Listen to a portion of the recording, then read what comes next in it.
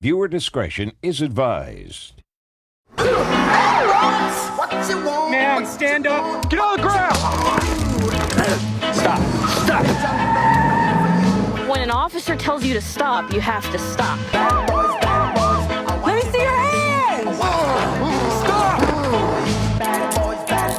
Stop the fight now! Hands up! Cops is filmed on location with the men and women of law enforcement. All suspects are innocent until proven guilty in a court of law. Been with the department for about 2 years now. Prior to this, I worked with the Los Angeles County Sheriff's Department. I was over there for a couple of years. Laterally over to this department was probably one of the best decisions I've made. I love this department. I love the shift I'm on. Unfortunately, the shift is a little bit shorthanded, so we do what we can to back each other. There's a lot of camaraderie in our shift, and I love the guys that I work with. We received a license plate reader of a stolen vehicle that came northbound on Juniper Flats right now, so it's going to be on a U-Haul truck right now. We just need to catch up to it. I'm going to be behind that 1032 Vector. Going to be lighting up now, Contour and Tompkins.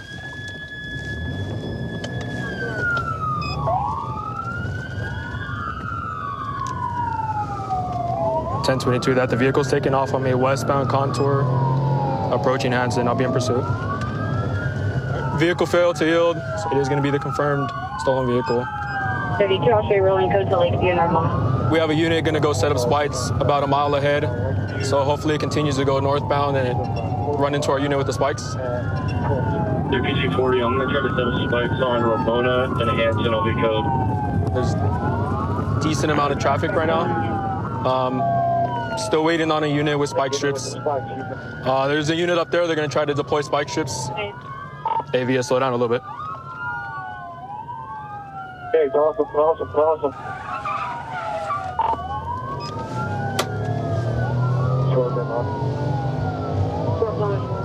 So spikes were unsuccessful. The vehicle drove around the spike strips on the oncoming traffic.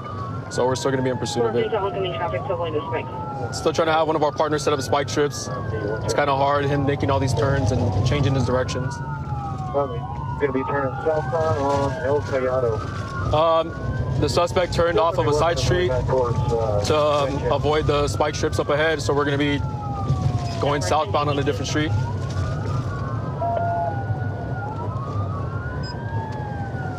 He's coming around the curve, Winchester to 9th Street. Winchester and 9th.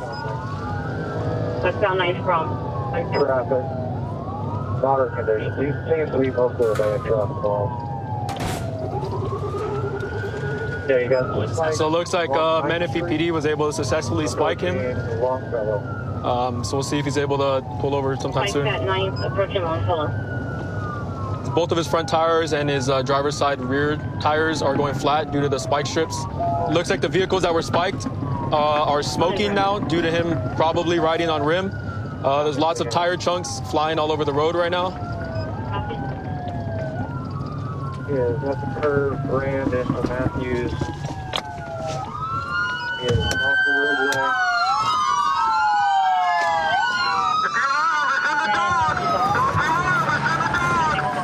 Let me see your hands, driver! Hey, Via, driver's coming out. You take him, I will hold him at gunpoint, okay? All right. Put your hands up! All right, if you see it, give him commands. All right. Come back towards the sound of my voice!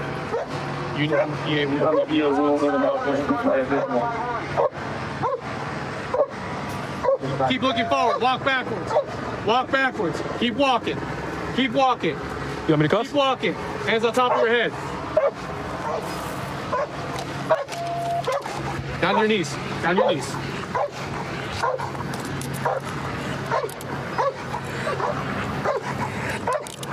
Stand up. Any weapons on you, man? No. Anything? Any pokey stick me? No. Back up. So reach feet. First back to what your guys' How many shorts you got? How many pairs of shorts you I got got? one pair of boxers, that's it. Come on, man. You've been in. You know how I got to do it. You know I got to get up there. So don't act surprised. Don't act surprised. When you get upstate to the pen, it's the same thing, man. All right. So we had a Menifee PD unit spike the suspect vehicle about a quarter mile down the road. The spike strips were successful. It put out all of the tires on the vehicle. The vehicle became immobile and came to a rolling stop here. The suspect came out of the car. He complied, and he's now in custody. It looks like just a bunch of tools, man. Okay. Knife, headlamp. Definitely good enough for 466. It's like meth. Okay. I'll give it to you later. I was in between the driver's seat and the middle seat. Hey, man, so why didn't you stop when I turned on my overhead lights, man? I didn't see you guys back there. You didn't see us back there? Yeah, well, it looked like you were going to stop, man, and then you kind of just took off on us. I don't know. It is what it is. It is what it is? Well, I at least appreciate you abiding by some of the laws of the road and slowing down behind cars. All right. Why didn't you just... So, you saw one of the deputies trying to throw the spike strips at you, right? Nah. No? I haven't seen nothing. No? Okay, so why'd you drive around one of the deputies like that? I don't know, man. No? No comment. Okay. So you didn't see us at all? Nah. Over here, when you guys pulled me over right there. You just saw us right here? You guys pulled me over. Okay. What happened when you hit the spike strips? I don't know. You don't know? How'd your tires get like that? I don't know. You don't know? Did you hit something? I must have just ran out of air or something. You must have ran out of air? Yeah. Whose vehicle is that? I don't know. I found it on the side of the road. You found it on the side of the road? Yeah. Okay. All right, man. Is there a reason you were going around traffic when we were behind you with the lights and sirens? Nope. No? You just were doing it to do it? Yeah. Okay. All right, man. You are under arrest, okay? For possession of a stolen vehicle and for evading and for possession of methamphetamine, okay? All right. Okay, man. Thank you. So right now I'm assigned to patrol, and I'm also part of the SWAT team. SWAT team over here at San Bernardino, it's very difficult to get onto this team. It's very fast-paced, and we do a lot of things that are out of the ordinary. We also serve several high-risk search warrants throughout the city and the neighboring areas that require our assistance. It's gonna be great. We've got light traffic northbound Mount Vernon. So right now we have another officer that's in the pursuit. They're in the area. We're gonna try and catch up to them. Dave 41, review number 2.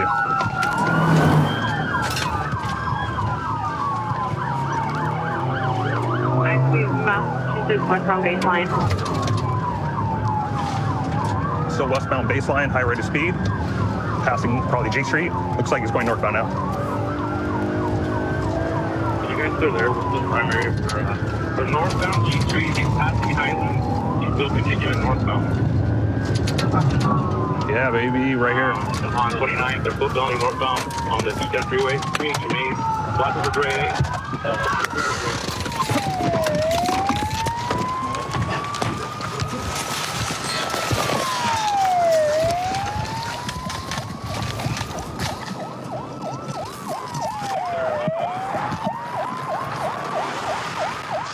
Where's the other one at?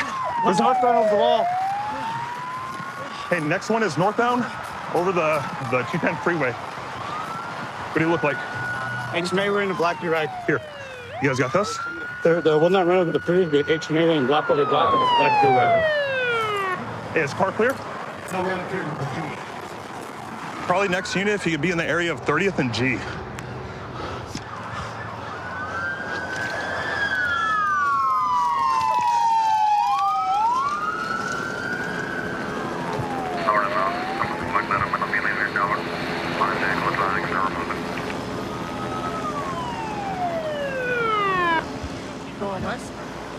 So Mark and his trainee are set up over there on whatever that street is. I think we're good right here. If you could keep cruising the area for right now until we put a search team together to go yard to yard. Got it. Thanks. There's 3 guys that bailed out of the car. Looks like 2 are in custody. The other guy ran across the freeway. So we're gonna check in the area, try and locate this 3rd guy. On the freeway. Okay, so do we have the guy detained that we got on the side of the freeway? We have the front passenger. Officer Davalos had just detained him right on the other side of the 259, and so they put him in my car, drove him over here. Okay, this is the guy, the Hispanic guy with the cream-colored sweater? Yes. All right. He say why he ran at all? No, he wouldn't talk to me. No? Okay. Cool. Go check out what's up with him. All right. What's up, man? How you doing? Why'd you run from us? What'd you guys run for? Well, I don't know. I'm just a passenger, bro. I don't know what's going on. Yeah, well, you ran from the car, right? Yeah. What'd you run for? I had no other choice, bro. Yeah, how old are you? I'm 18. All right. So you say you ain't got no choice?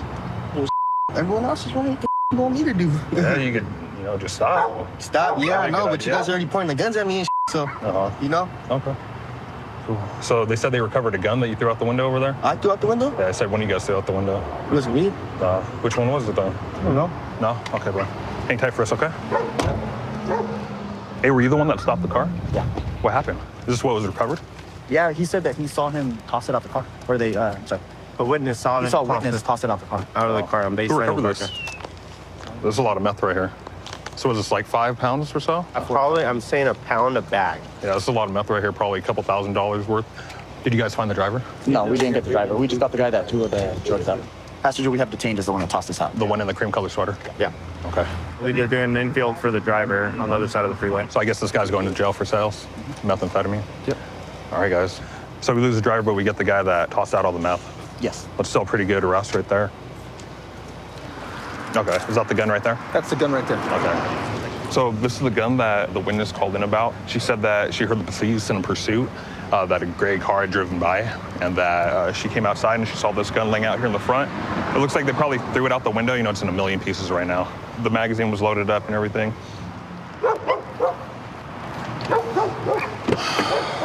So man, Francisco, right? Hey bro, so you're getting charged with the dope that's tossed out the window? But tell me what's going on today. There's a bunch of meth that got thrown out of your window. Out of my window. Right, and so, there's witnesses that saw that. I want to see a video recording of that happened. I want to see that happen. Of the passenger window, my window, right? That's what you guys said? Yeah, that's what witnesses said. Was there witnesses? So I want to see a video recording because I know there's videos recording on the McDonald's right there, bro. Mm-hmm. Can we go ahead and watch those back or something? Because you're going to see that it wasn't me, bro. So how about the gun then? That was not mine either. So unless you tell us something further, you're getting charged with that gun and all that meth. We have people saying it came out of your car, came out of your window, you ran. How do you think that looks? It looks bad. Right. Look, man, I get it. You're 18. All right. These are a lot of charges. You're probably going to be in a lot of trouble for this. So it's better for you to just come clean and tell us who it was that was in there with you. But who are the 2 other guys that took off running that were with you? So that's why I'm being charged with it because you guys couldn't find no one else. No, that's not it. Because witnesses said that they saw it get thrown out of your window. Bro, I'm telling you, bro, people run those cameras back right now, bro. It's not. It didn't come on my window, bro. Okay. Put that to right hand on the Bible, bro. I'm all lying, bro. I don't got a lie for it, bro. I'm already here. What's the point of lying for it, bro? All right. So it looks like there's just a bunch of going back and forth between you and I. All right. Yeah, I don't Unless you come clean about it, I don't think we have much to say about anything else. Whoever was in the backseat, bro, I don't know any names. I don't know who's back there. Okay, Francisco. Well, there's not much else I'm gonna get from you. So I wish you the best of luck, okay?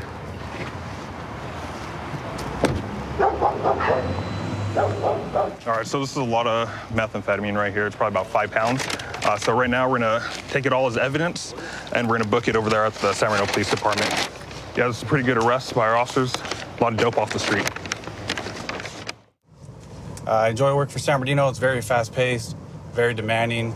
Part of the SMASH team and the SWAT team, part of our duties is to combat violent crime, and by doing that, we stay proactive throughout the city.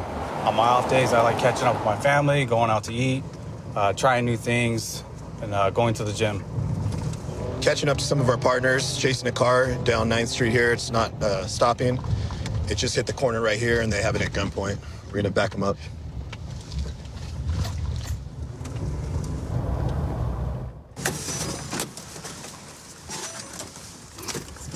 Get on your knees. Get on your knees. Stop talking. What are you talking for? I don't care. We didn't ask you that. Get up. I'm telling you what's going on. I was just being chased. I'm not on parole or nobody's in the car. Face the car, please. I was being chased right now. By who? I don't know. It was a car that was chasing me, and that's why I left. You were being chased, but you don't know by who. That don't make no sense. If you see me, I got my name right here. I'm not on parole. I'm not on probation. Where's your ID? F364. No. Where is your ID? It's in the car. All right, perfect. Go ahead and have a seat back. It's not in that car. It's in my woman's car. So you're driving without your driver's license? I have a driver's license. Okay. Step in the car, please. Have a seat. I'm not on parole or probation. We're not asking you none of that. Get in the car. Can I get some help, at least? Put your back. There you go. Just don't listen, man. So one of the patrol guys broadcasted that his vehicle is fleeing at a higher speed. Eastbound on 9th, which is this street right here. Did the felony traffic stop, pulled him out, And then upon searching the vehicle, this was in his backpack. Had a loaded magazine, had a round the chamber, and also a large sack of cocaine in his backpack. Nice. Good job. So we'll check him out and see if he's a felon and then go from there. He is a convicted felon, probably charged with felony in possession of fire and domestic violence. Good. Nice, thank you. Appreciate that. Thanks, Richard. Dion? Hey, my name is Sergeant Ahmed. Can you tell me a little bit about what happened? I was sitting right here. I don't know exactly who it was, but it looked like I started getting chased. I know them right here. Do you live over here? I'm always here. So why were you driving like that? You said somebody was chasing you or something? I was getting chased by like a gray van and a gray Hyundai car. A gray van like a Nissan type of van type thing. I don't know exactly what it was. Do you have any idea why they would be chasing you? No, I ain't even pay attention to who it was. I just knew to get to my destination. Okay. Is anybody after you for any reason? Is there any reason why anyone would chase you that you could think of? No, I don't. You gangbang or anything like that? No, I don't. No, you've been in trouble before? Yeah, I have. What have you been in trouble for in the past? Like that. Burglaries and stuff? Yeah. Anybody out to get you that you know of? No. No?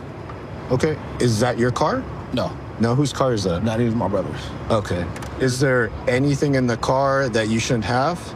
Nah, I mean, that's not my car, so I literally just got in the car. That's my car. So there would be no reason for us to find anything illegal in the vehicle? I have nothing illegal in there. Okay. I don't.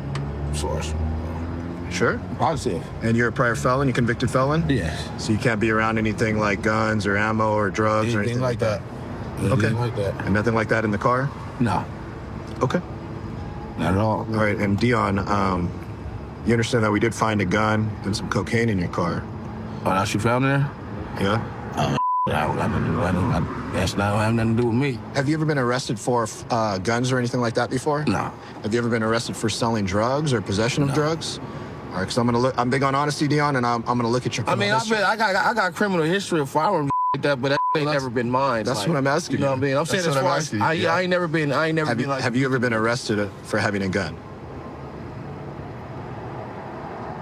I have not been arrested for having a gun. I've been arrested for with catching cases when it was a gun involved, but I never. So you went to jail and they charged you with a gun? No. What about cocaine sales? No, never. Never been arrested for it? You have no cases of drug sales? I don't have drug sales, man. Okay. All right, Dion. You got any questions for me right now, man? No. If you could send that lady over here for me. Yeah, I'll take care of it. Send one of you know her name? Partners. Her name is Miss. I think her name is Miss Lydia. I just want to make sure you guys doing that car. Or I'm going to talk to my office just to figure it out. I wanted to come talk to you first, man, out of courtesy, introduce myself, and make sure you're good.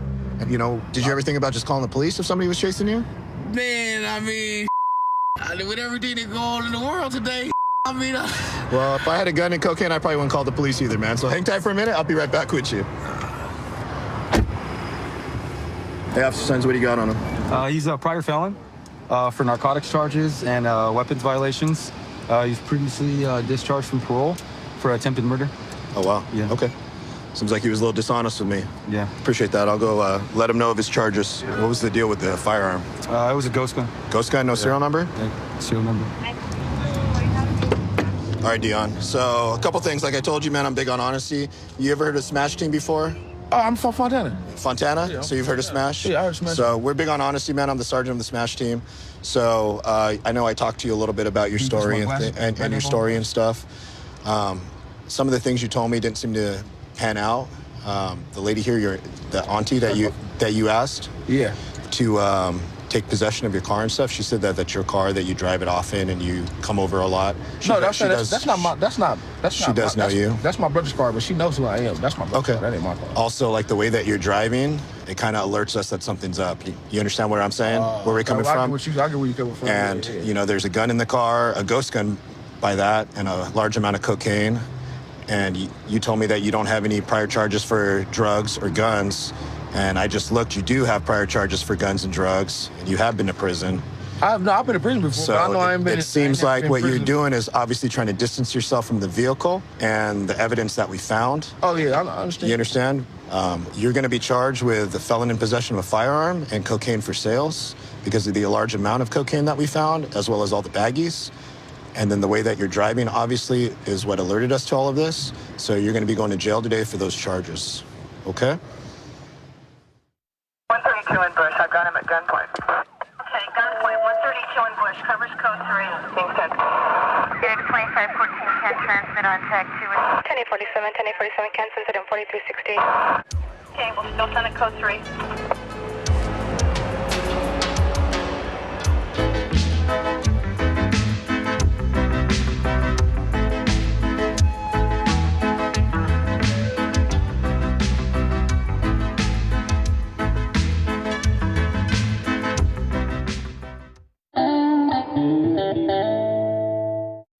Viewer discretion is advised.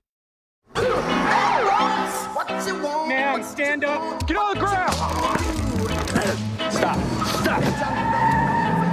When an officer tells you to stop, you have to stop.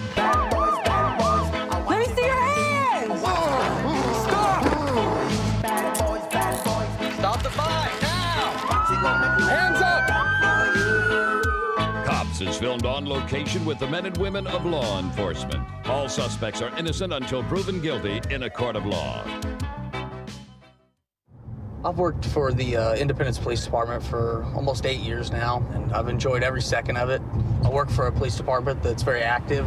I became a cop to do the exciting things. I'm thankful to still work for a department that allows me to do the fun things and catch bad guys. This car was driving CNI. We tried lighting it up for running the red light. It's failing to yield, so we're in pursuit right now.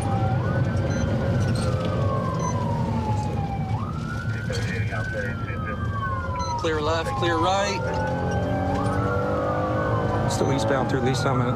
Speeds are 53. He did dip in oncoming, but he's back in the correct lanes of travel now. Lights are on. 291. He's going to go southbound. Speeds are 60 for 40 out.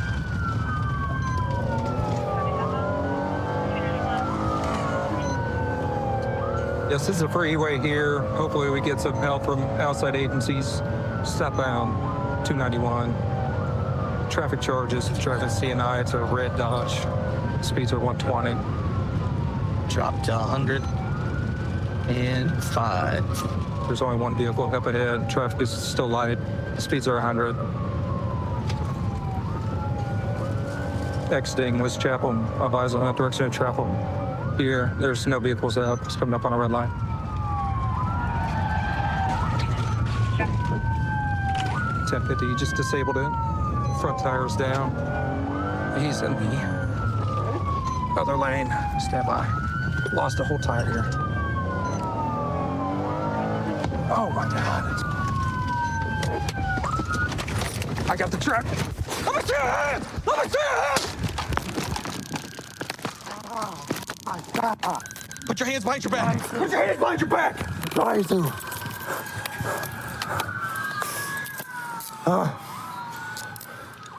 21 drivers in custody. You're under arrest. No.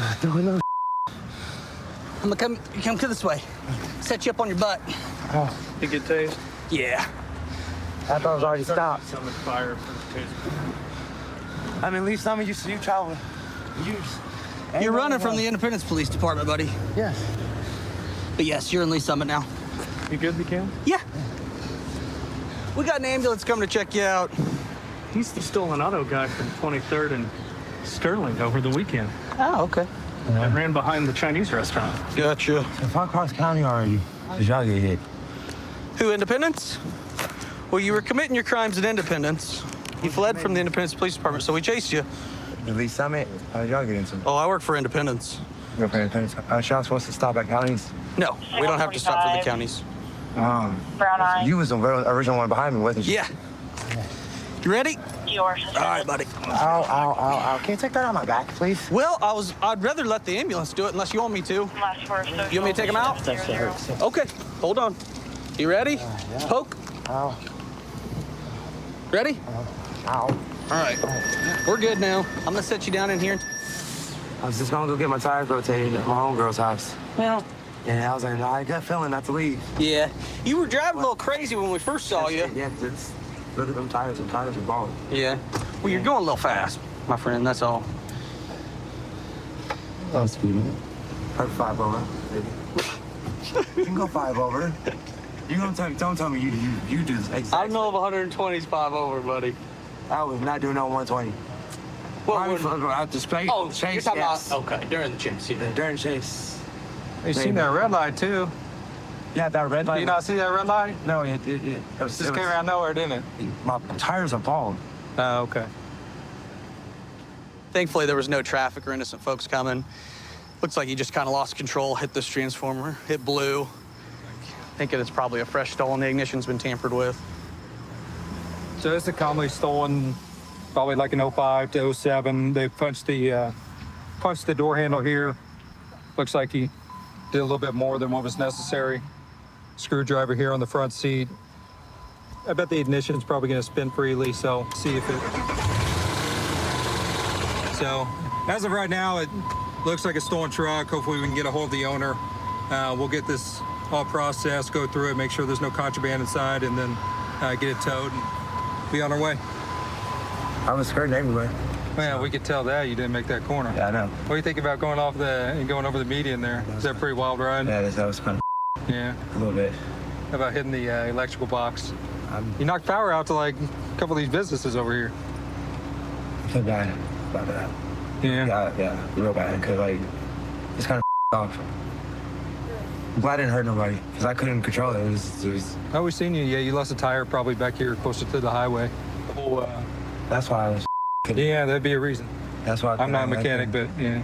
Yeah, it all started because when I started, it was a red light, it was green, it was yellow light, and it turned red, but I was already past the point of like,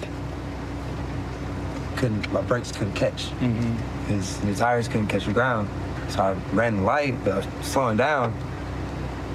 He said, and the chase is on. Chase is on, because I already knew. This is the second chase we've had with you in what, last 2 weeks? No. What? Typically, like, chasing as far as, like, car. What was the last high speed we had? We just had you in high speed. No, we did not. It's my first high speed patrol. Was it? Yes. No. Yes. No. Caught. Huh? Oh, being caught. Yeah, when was the last one? Yeah, it was a while ago. Yeah, how many high speeds you been in? I'm not about to tell you that. Come on. No. No. All right, buddy. Hopefully whoever's truck this is, we can get a hold of them, and I'm not sure they're going to be happy about the condition of the truck. He's going to jail for felony fleeing. Been in a lot of pursuits. That one ended electrically. I was born and raised in Southern California. Went to college out here, joined the Army. When I came back, got hired by a local sheriff's department. I did a ride along in the city and just fell in love off the bat. Every day that I come to work, it's always something different, which is the best part. You never know what's going to happen. We got dispatched to a female with a handgun. Security currently has her at gunpoint. When security gave dispatch the plate of the vehicle, dispatch advised that the vehicle was stolen. It's supposed to be here.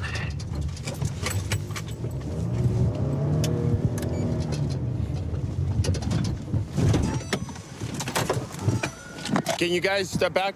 All right. Hey, what's your name? Donna, step back to the sound of my voice. Okay. Step back. Keep walking back. Keep your hands up for me. Keep walking back. Keep walking back. Stop. Step to your left a little bit. Step to your left. Your left. All right. Go to your knees for me. Keep your hands up, okay? Put your hands on top of your head. Donna, is there anybody else in the car? Oh, no. Okay. He left. He walked out of the car and went in that car that just left right now. Okay, who is that? Elvis, he was in there with me. Okay. And then stepped out of the car. Which way did he go? He left in that car that just left from that house. Okay. Stand up. Stand up. Oh, wait. Stand up. David 10, we're gonna clear the car. Okay. We're just call security, advised dispatch that they saw a gun on the floorboard, at which point they put her at gunpoint. It's a BB gun. When security gave the plate to dispatch, it came back as stolen. Hey, so what happened originally? I was doing my patrol. Lady at 1013, Ramona, flagged me down. She said that this lady driving a vehicle crashed her car. She's taking her dusters. Okay. Made contact, called out my dispatch the plate to notify you guys as I'm making contact. She's reaching under the seat. I told her to stop reaching, open the door. I should move the gun on the floor. Okay. So I was going to step back and try to get some distance. She threw her car key at me, grabbing her key. She's saying it was Donna. she didn't give me much, but she kept inhaling the air duster. Okay. She never pointed it at you or anything like that? Okay. She hit another car over there? Yeah, RP's talking to my partner right now. I'll give you one of the parked cars right here. Okay. All right, we'll go check it out. Thanks, appreciate it. Hey, Donna, what's going on today? And whose car is that? That's my friend's car. Your friend? Who's your friend? Who's my friend? Yes. Buddy. Your buddy? Buddy. That's His name is Buddy? That's what he called. Well, that's what his name is. Okay, Buddy. how do you know Buddy? I know him from the net. From the net? From one of the Okay. nets. Why is that light on me? It's a very nice car. Donna, were you driving that car? No, I was parked right here. Right here, parked. Okay, the guy just jumped out of the car and jumped into, that guy's the witness, the security guard, okay? Here they come again, look at, he just jumped out of here. I can't believe she just took him out of here. Okay, I'm a little confused here, okay? The guy that owns the car is not here right now. He's not here right now? No. Okay, so your boyfriend, what's your boyfriend's name? Elvis. Elvis? Yes. Okay, Elvis was in the car with you? Yes, he was. Okay. We were right here talking when the security guard came. Okay, and what did Elvis do to you? Socked me in my face. Yes, he did, like always. Okay, where did he hit you? Right here on this side. Can you look up at me? On the right side or left side? Both. He socked me twice. Okay, twice? Yes. One on each side? Yes, and Okay. that guy. And where were you when this happened? I was sitting in the. In the driver's seat or passenger seat? In the driver's seat. In the driver's seat. Okay. He hopped out of the passenger seat. Okay. So you were driving the car? Yes. Actually, had just left from over Donna, there. have you had anything to drink tonight? No, I haven't. It's No? my diabetes, probably. Okay. And he scares the out of me. That's what it is. Okay. Hey, when you were driving, did you realize you hit the parked car over there? What parked car? No, I did. Right over there. No, I didn't even realize it. I didn't even. I don't think I hit a car right now. Did I? You did. Okay, I'm sorry. Well, the car's reported stolen. From Dwayne. I don't know why he would do that. He told me that I could use it. All right, so you have Okay. Buddy's phone number? We can give him a call and He don't can... have his. He didn't ever give me his number, but where does he? I don't know what. He didn't have a phone number. His phone broke. Okay. Mine too got broken into pieces. So you The have other no one. way to contact Buddy? Yes. So we have no way to... How? He hangs right there at what can we contact? He's not from here. He's not from California, first of all. He don't live Okay. here. He's been down here for 2 months because his brother just died. Okay. Thanks. Appreciate it. So, again, when you walked up to her, you saw the gun on the floorboard? She was taking the air duster can. Yeah. And then she kept on reaching. So it started making me feel comfortable because she kept on saying she wanted to die. So She said she wanted to die? Yes. Okay. So then when I opened the door, she started reaching towards the gun, pulled out my gun out of gunpoint, told her not to reach for the gun. I did my dispatch and she called you guys. Okay. All right. So she never actually touched the gun? Okay. That's good. All right. Thank you. So the car was reported stolen on the 24th. Named suspect, Donna. Okay. Which is who we identified through her California ID. Okay. So she was the named suspect 2 days ago? Yes. Okay. I'll go talk to her again. Okay. Hey, Donna, do you know why the car is reported stolen? Huh? No. It shouldn't be. He lent it to me. He literally, there should be cameras there at Manpower where he got off of the car, walked inside the job agency. Okay? Okay. Well, I'm telling you, it's reported stolen. I did not You're steal named that as a car. suspect on the report. And unfortunately, right now, you're going to be going to jail for possession of a stolen vehicle. I didn't even. Okay. I did not steal that car. I was at the wrong place at the wrong time in the wrong seat. So I've been working for the Sheriff's Department now for about 2 years. Everything about it has been absolutely fun. The car chases, the foot pursuits, apprehending different ones. But I quickly realized that today's suspect could always be tomorrow's victim. What I mean by that is that you could be arresting someone for a felony today. However, they could be tomorrow's victim and need our assistance. Everyone here is human.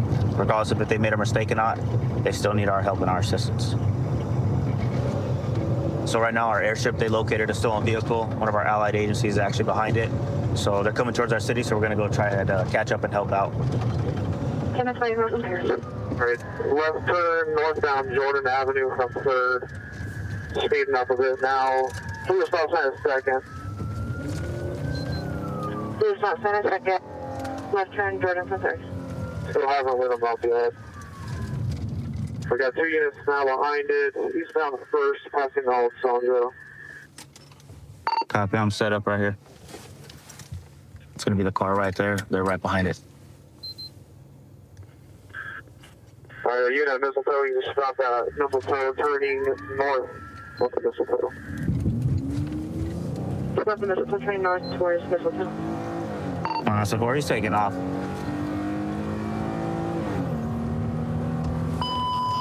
Unit check.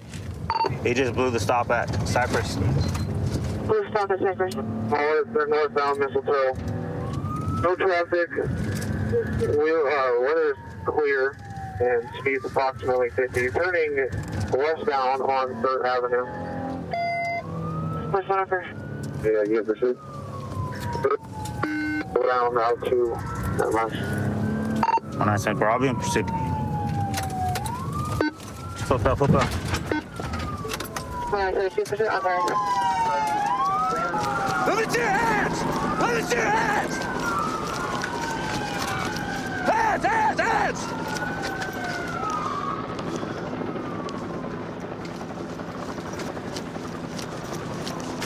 Sergeant, you still got visual? It's gonna be 2 BMAs, one wearing a black sweater, black pants, brown sweater, blue pants. They're hopping that second fence. Hey, we're gonna see if we can cut those guys off.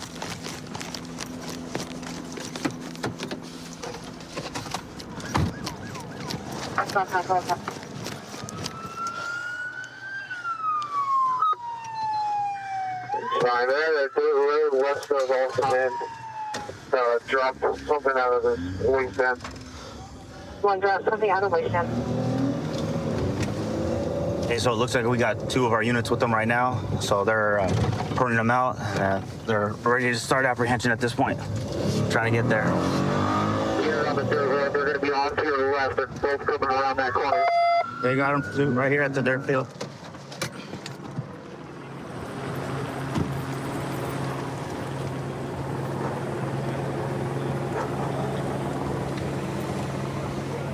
Yeah. Want me to take them, Sarge, or? Yeah, there's a dog over there. All right.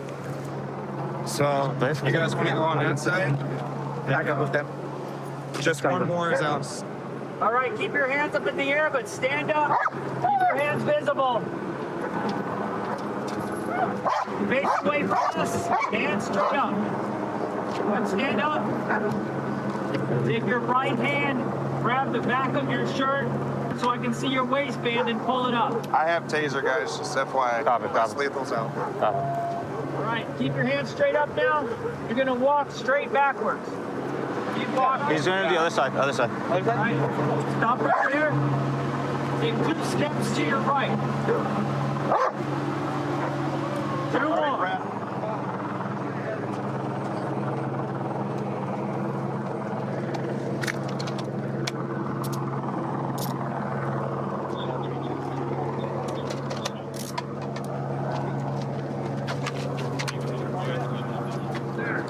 What's up, man? They're on further down the driveway if you're looking for something.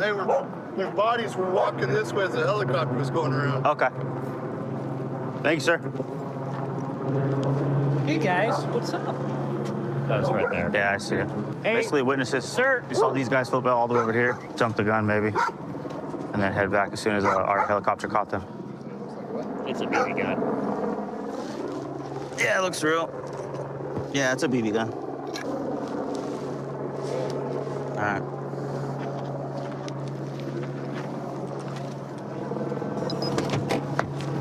Hey, sir, I'm Deputy Miller. I'm with the Sheriff's Department, man.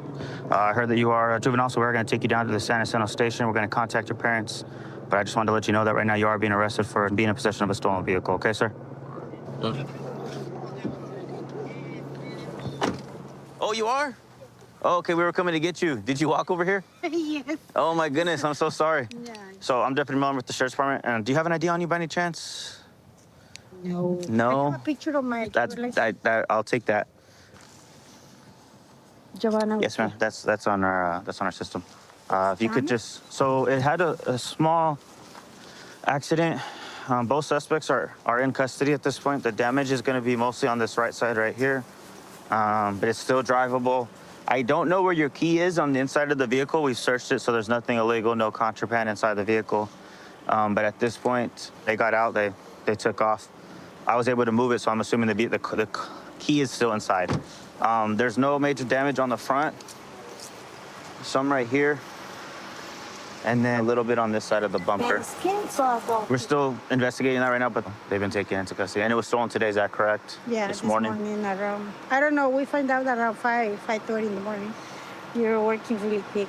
Thank you very much. Yes, ma'am. Really happy that they worked so fast. Thank you. Yes, you're welcome. 132 in Bush. I've got him at gunpoint. Okay, gunpoint 132 in Bush. Covers code 3. Being sent.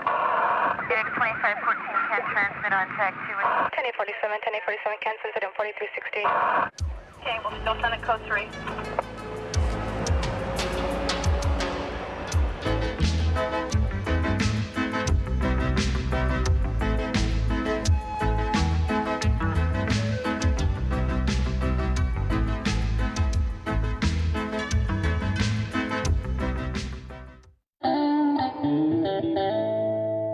The sirens began like the city's own bad habit, a shriek rising through the concrete arteries of Independence, Missouri.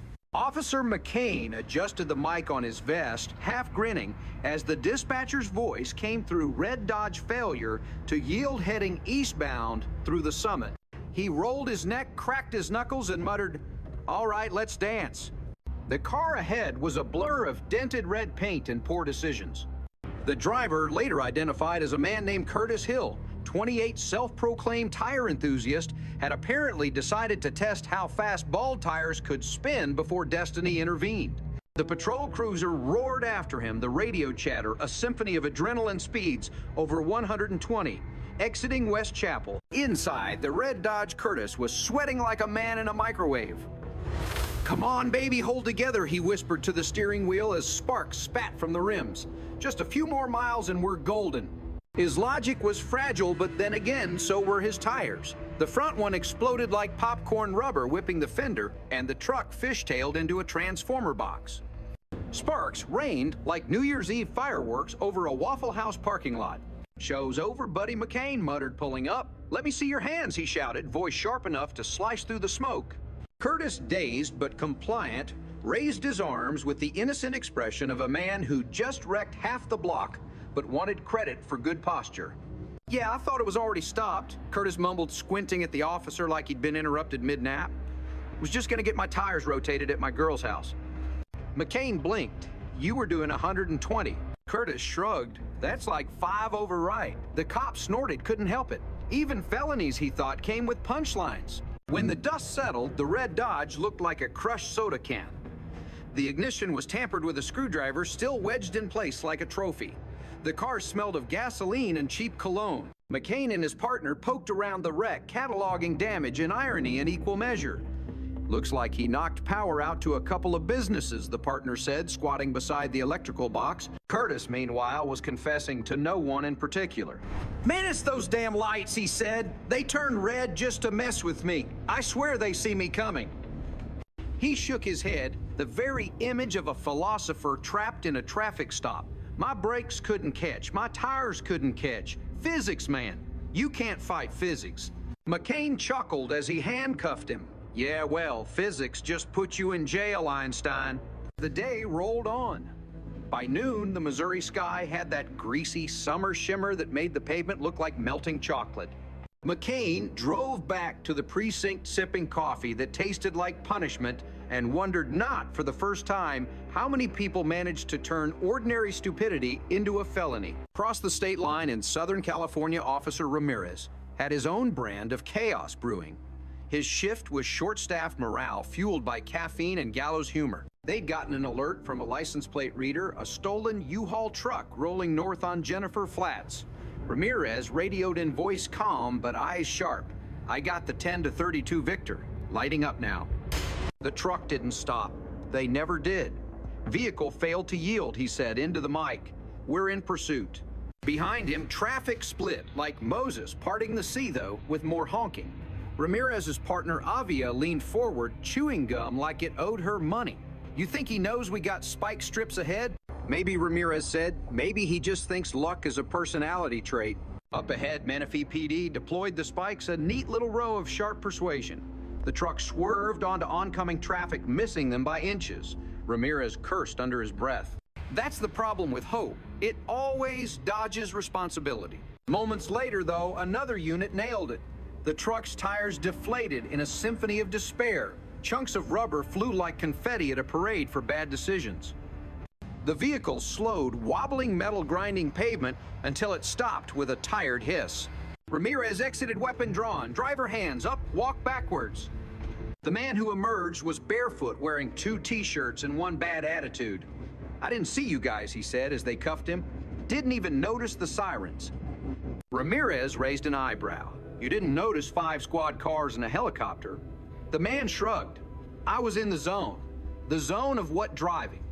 In the truck, they found a headlamp screwdriver and a modest packet of methamphetamine that glowed under the sunlight like a moral lesson.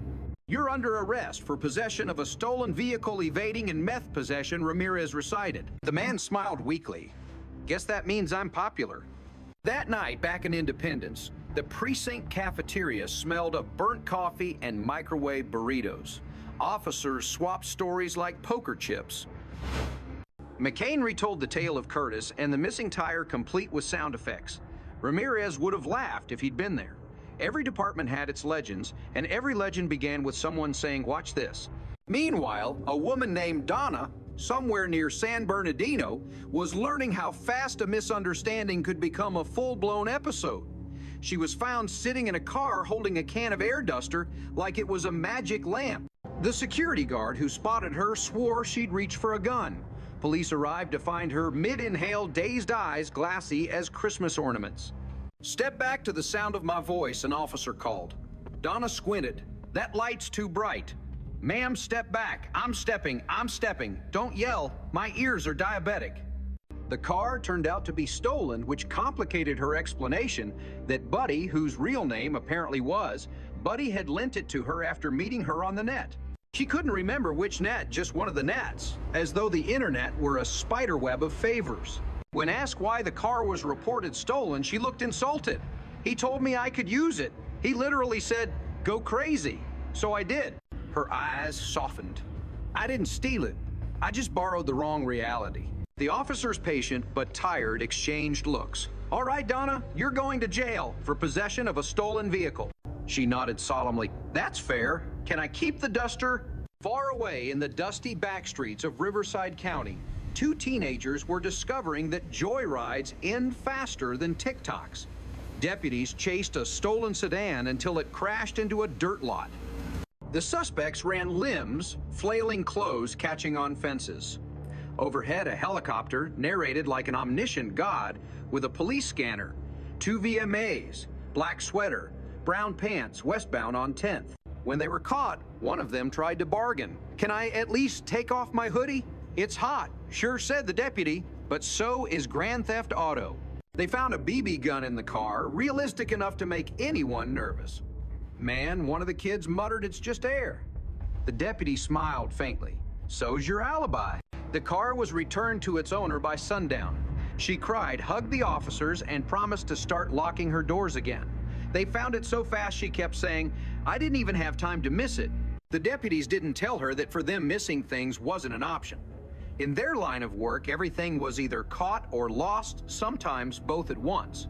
At the end of shift, Ramirez sat in his cruiser engine, humming softly, city lights bleeding through the windshield. He thought about the absurd theater of the day spike strips lies the symphony of sirens. Out Here Truth was a moving target. Everyone was running from something, a warrant to past a memory, a tire rotation gone wrong. He laughed quietly, the sound dry and human. "Another day in paradise," he whispered, jotting down his report. Outside, another call came through. Suspicious person corner of 5th and Jefferson, possibly intoxicated. He sighed, turned the key, and drove off into the neon blur headlights, carving the night like truth through denial. The next morning began the way most police mornings do, too early, too loud, and too caffeinated. The Independence Police Department locker room echoed with yawns and Velcro rips. Officer McCain leaned against his locker, sipping coffee from a styrofoam cup that had "World's Okiest Cop" scribbled on it in Sharpie. Across from him, his partner Ruiz was scrolling through his phone, shaking his head. You ever think Ruiz said that most people out there wake up thinking, "Hey, maybe today I won't get arrested," and then they still find a way to screw it up? McCain grinned. every damn shift. The briefing room smelled like burnt toast and gun oil. Sergeant Haskins, a man who looked like he'd been carved from a leftover brick, went over the morning roll call. We've got reports of stolen vehicles again, mostly in the same 3-block stretch. Guess people still think the no car theft sign is just a suggestion. Someone snorted in the back. Haskins continued deadpan.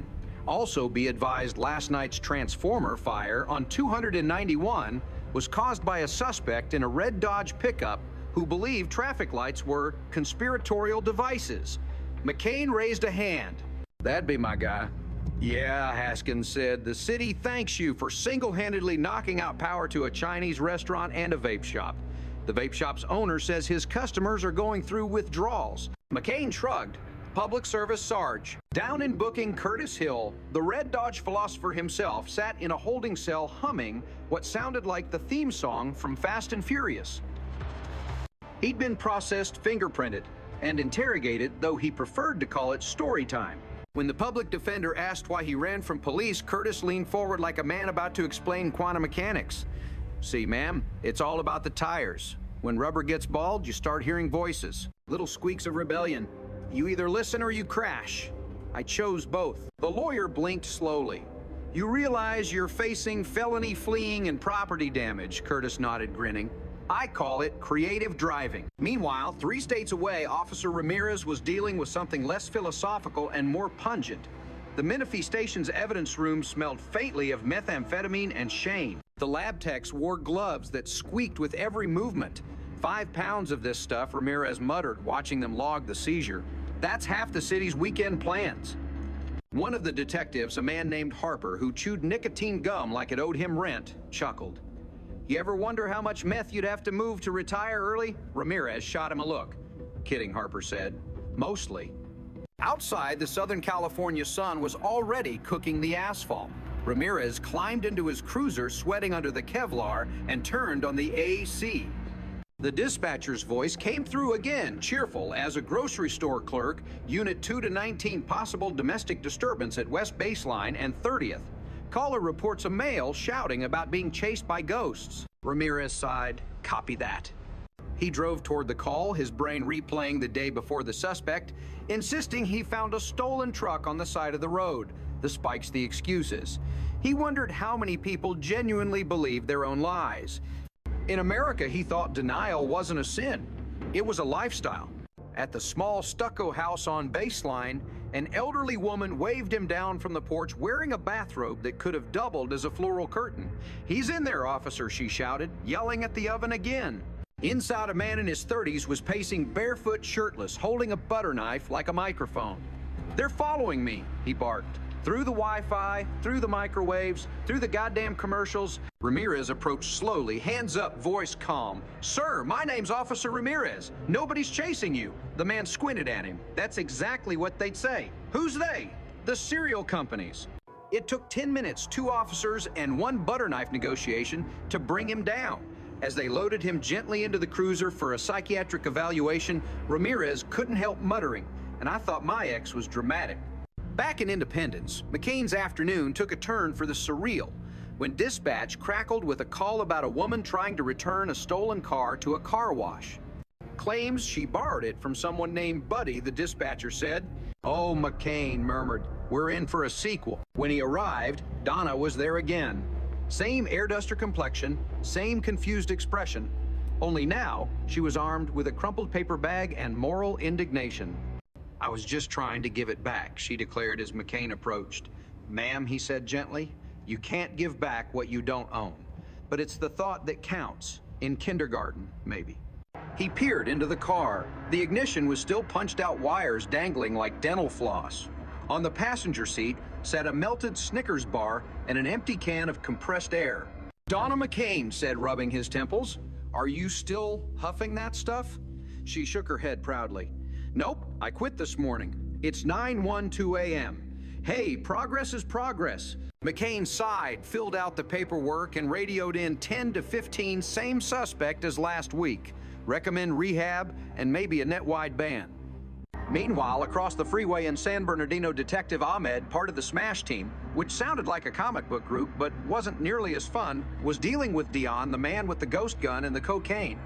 Dion sat in an interview room, slouched eyes half closed. So, Ahmed began, you said you were being chased. Yeah, by who I don't know. Some gray van, maybe a Hyundai. You sure it wasn't, say, the police? Nah, man. They came later. Ahmed folded his arms. You realize we found a loaded firearm and a bag of cocaine in your car, Dion raised a finger. Correction. In a car. Big difference. Ahmed smiled thinly. Right. Because you just happen to drive other people's felonies around for fun, Dion shrugged. Community service. When Ahmed left the room, one of his team members leaned against the doorframe. He lying, Ahmed smirked. Only in English. By dusk, the city breathed again, slower, heavier, the kind of tired that sat in the bones. McCain and Ruiz grabbed burgers at a diner that smelled of fryer oil and nostalgia. The waitress called everyone Han and refilled coffee like it was holy water. You ever think Ruiz said between bites, we're all just characters in some reality show that never ends? McCain chuckled. Yeah, except nobody gets paid and the bad guys keep improvising. At the counter, a man in a faded NASCAR jacket was arguing with the jukebox. I put in $1 for Skynerd, and it gave me Taylor Swift. What kind of world is this? Ruiz pointed. Exhibit A, America, McCain said. Land of the free home of the confused. They laughed until their food went cold, because that was how cops survived one laugh, one burger, one story at a time. The absurdity wasn't just background noise, it was the glue that held them together. Elsewhere, in the holding wing of San Bernardino County Jail, Francisco, the young man caught with 5 pounds of meth and a mouthful of defiance sat on the edge of his cot talking to another inmate. You ever think they lie about the weight, he asked? Like maybe it's just 4 pounds, but they round up to feel good about themselves. The older inmate chuckled. Kid, they don't weigh your meth. They weigh your mistakes. Francisco smiled despite himself. Guess I'm obese then. The guard passed, by jangling keys, not bothering to respond. Somewhere in the corridor, someone was humming the cops' theme song.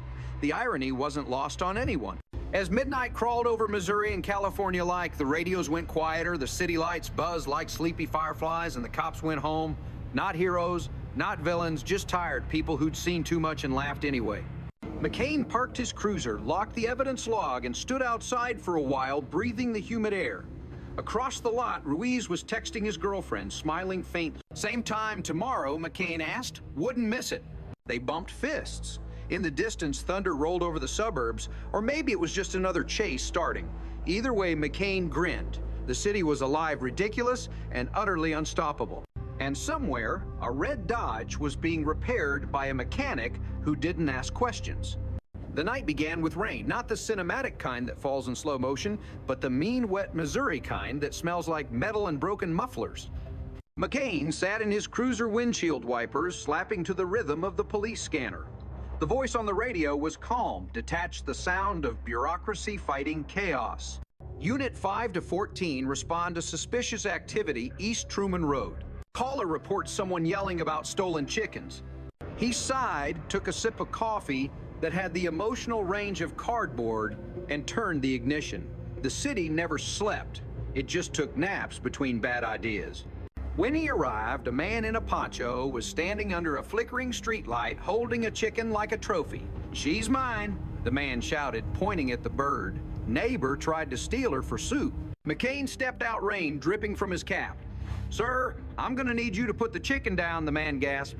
You're taking her side. She's a chicken, sir. That's speciesism. The chicken, unimpressed, squawked loudly, and the whole thing devolved into the kind of absurdity that would never make the evening news. By the time McCain finished writing the report, domestic poultry dispute resolved without incident, the rain had turned into a mist like the sky itself was tired of being dramatic. He got back into the cruiser and turned on the radio. Country music hummed quietly, the singer crooning about heartbreak and tailgates. McCain chuckled. You and me both, buddy, he said to the voice.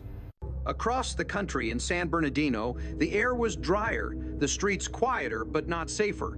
Ramirez leaned against his patrol car, smoking an energy drink through exhaustion. He wasn't supposed to. Technically, the department had banned all consumables on patrol, but rules he figured were like stop sign suggestions until proven otherwise.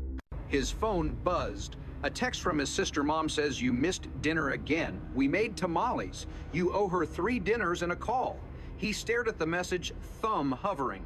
Then another dispatch cut in unit 2 to 19 shots fired near Cypress and 9th.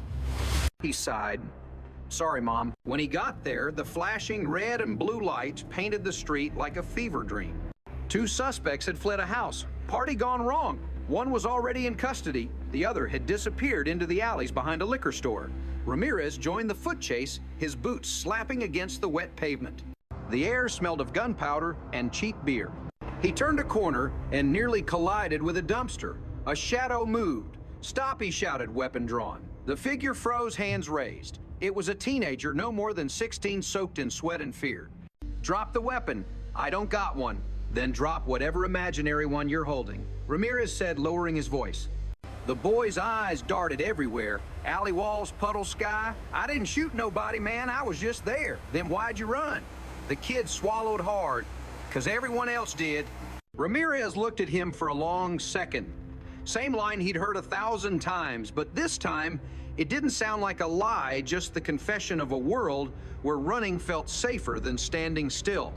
He cuffed him gently, almost apologetically. You got a name, Ty. All right, Ty. You ever think maybe it's time to stop following the crowd? Ty looked up, rainwater glistening on his cheek like tears that didn't know what they were doing. You ever try being poor, man? Sometimes that's all there is to follow. Ramirez didn't answer. He didn't need to. Back in Independence, McCain stopped by a gas station for a refill. The cashier was watching a rerun of Cops on a tiny TV above the counter grainy footage. Same flashing lights, same soundtrack. "Crazy show," the man said, as McCain paid for his coffee. "You ever think about being on TV?" McCain gave a small grin. "No need. My life's syndicated daily." He stepped outside just as the dispatcher's voice echoed again. "Units respond to 8th and Sterling. Possible DUI, female driver dancing in traffic." He raised an eyebrow. Dancing. When he arrived there, she was Donna again, twirling barefoot in the middle of the street, wearing a glittery dress that looked like it had fought a vacuum cleaner and lost. The car she'd left idling nearby had its door wide open, Hotel California blasting from the radio. Donna McCain called out, "Raincoat dripping. You realize you're in the middle of the road." She laughed. "I'm not in the road. The road is in me." He rubbed his forehead. "Ma'am, you need to step to the sidewalk. I'm communing with the asphalt. You're obstructing traffic. I'm expressing my truth." She did a dramatic spin, slipped on a puddle, and fell flat. McCain sighed, walked over, and helped her up. "You're lucky no one ran you over." Donna blinked. "You mean, like emotionally, no physically?" "Oh, then I'm fine." When she was finally seated in the back of the cruiser, she looked out the rain-specked window and whispered, "You ever feel like the world's one big traffic stop, officer? We're all just waiting to be told to get out of the car." McCain paused, hand on the wheel. "That's deep, Donna." "I know," she said proudly. "I'm a poet now." Later that night in San Bernardino, Ramirez stopped by a diner that only existed after midnight, the kind with neon lights, cracked vinyl booths, and a jukebox that hadn't worked since Bush was president. He ordered black coffee and eggs he didn't plan to eat. Across the room sat Ahmed, the sergeant from the SMASH team, scribbling in a notebook. "You ever sleep?" Ramirez asked, sliding into the booth. "Between raids sometimes. Still chasing the guy with the ghost gun always." They sat in silence for a while. 2 men who'd seen too much to talk casually, but too human not to talk at all. Ahmed finally said, "You know what gets me? Everyone thinks cops are addicted to adrenaline. Truth is, we're addicted to control. We chase chaos so we can pretend we're not part of it." Ramirez stirred his coffee. "That's poetic." "Yeah," Ahmed said. "Maybe I've been around Donna too much." They both laughed quietly. Back in Missouri, McCain clocked out around 3 a.m. He didn't go straight home. Instead, he drove to a 24-hour laundromat, one of those ghostly places where machines hummed like lullabies and people pretended time didn't exist. He sat there with a soda, watching a woman fold clothes, a man doze off in a chair, a child playing with coins. Sometimes after nights like this, he needed to see normal life.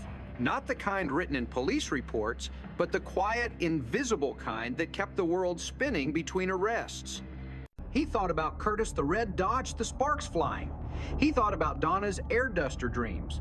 He thought about how everyone he met was running from sirens, from consequences from themselves. And he realized maybe he was too. Outside, dawn was bleeding into the sky, a pale, reluctant blue. McCain finished his soda, tossed it into the trash, and whispered to no one in particular, "Another day down." He didn't mean it like a soldier counting battles. He meant it like a man who still believed, despite everything, that there was something worth saving between the madness and the laughter. In California, Ramirez sat parked by the edge of a canyon, engine off, city lights twinkling below. His radio was quiet. For the first time in hours, there were no calls, no chases, no noise. He opened his phone and texted his mother, "Sorry, I missed dinner. Save me some tamales." A minute later, she replied always, "Be safe, mijo." He smiled. For a moment, he wasn't a cop or a uniform or a line in someone's arrest report. He was just a man watching the lights, wondering how many of them were flickering because of something he'd prevented or failed to. He turned the key engine, rumbling awake. Somewhere far off, sirens began to sing again, faint and familiar, like the city whispering a lullaby only the damned could hear. He drove toward it because that's what he did, because someone had to. The world turned, the shift changed. And as morning came to both Missouri and California, two tired cops on opposite sides of America, prepared to start all over again.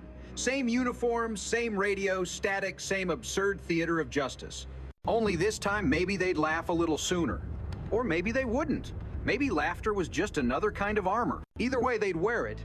It started with a car. Not a fancy one, not the kind with leather seats or Bluetooth or that new car smell everyone pretends to care about. Just an old gray sedan duct tape on one mirror, an air freshener shaped like Jesus swinging from the rear view. It was stolen in Missouri on a Monday and found 3 days later in California, stripped of everything except a half-eaten burrito and a crumpled note that said, "Tell McCain he drives too slow." That note turned a routine theft into a bureaucratic migraine, because suddenly two departments, Independence PD and San Bernardino County Sheriff's Office, had to coordinate. Two states, two sets of egos, one shared headache. Sergeant Haskins tossed the facts onto McCain's desk. "You know, a guy named Ramirez McCain looked up from his coffee." "No." "Why? Because apparently he knows you. Or at least whoever stole your stolen car does." McCain squinted at the paper. "Interstate theft ring. Looks like it. The vehicle was found abandoned near San Bernardino with matching plate numbers to a Missouri case. FBI's sniffing around. They think it's part of something bigger than Donna Haskins' side. Everything's bigger than Donna." In San Bernardino, Officer Ramirez was having the same conversation, but with better weather. He stood beside a tow truck driver who looked like he'd been carved out of sunburn and cigarettes. The gray sedan sat on the flatbed, a dull monument to poor decisions. "So, this is the car Ramirez asked?" "Yeah," the driver said. "Belonged to some out-of-state guy. Funny thing is, it came with a souvenir." Ramirez frowned. "What kind of souvenir?" The driver grinned, reached into the glove compartment, and pulled out a keychain shaped like a miniature police badge. Engraved on it, Independence Police, Officer McCain. Ramirez raised an eyebrow. "Oh, come on." He called the Independence Precinct. After 3 transfers and 1 conversation with a secretary who clearly hated her job, he got McCain on the line. "Officer McCain, this is Ramirez, San Bernardino County Sheriff's Department." "Yeah, I know who you are," McCain said. "Apparently my reputation travels faster than my cruiser."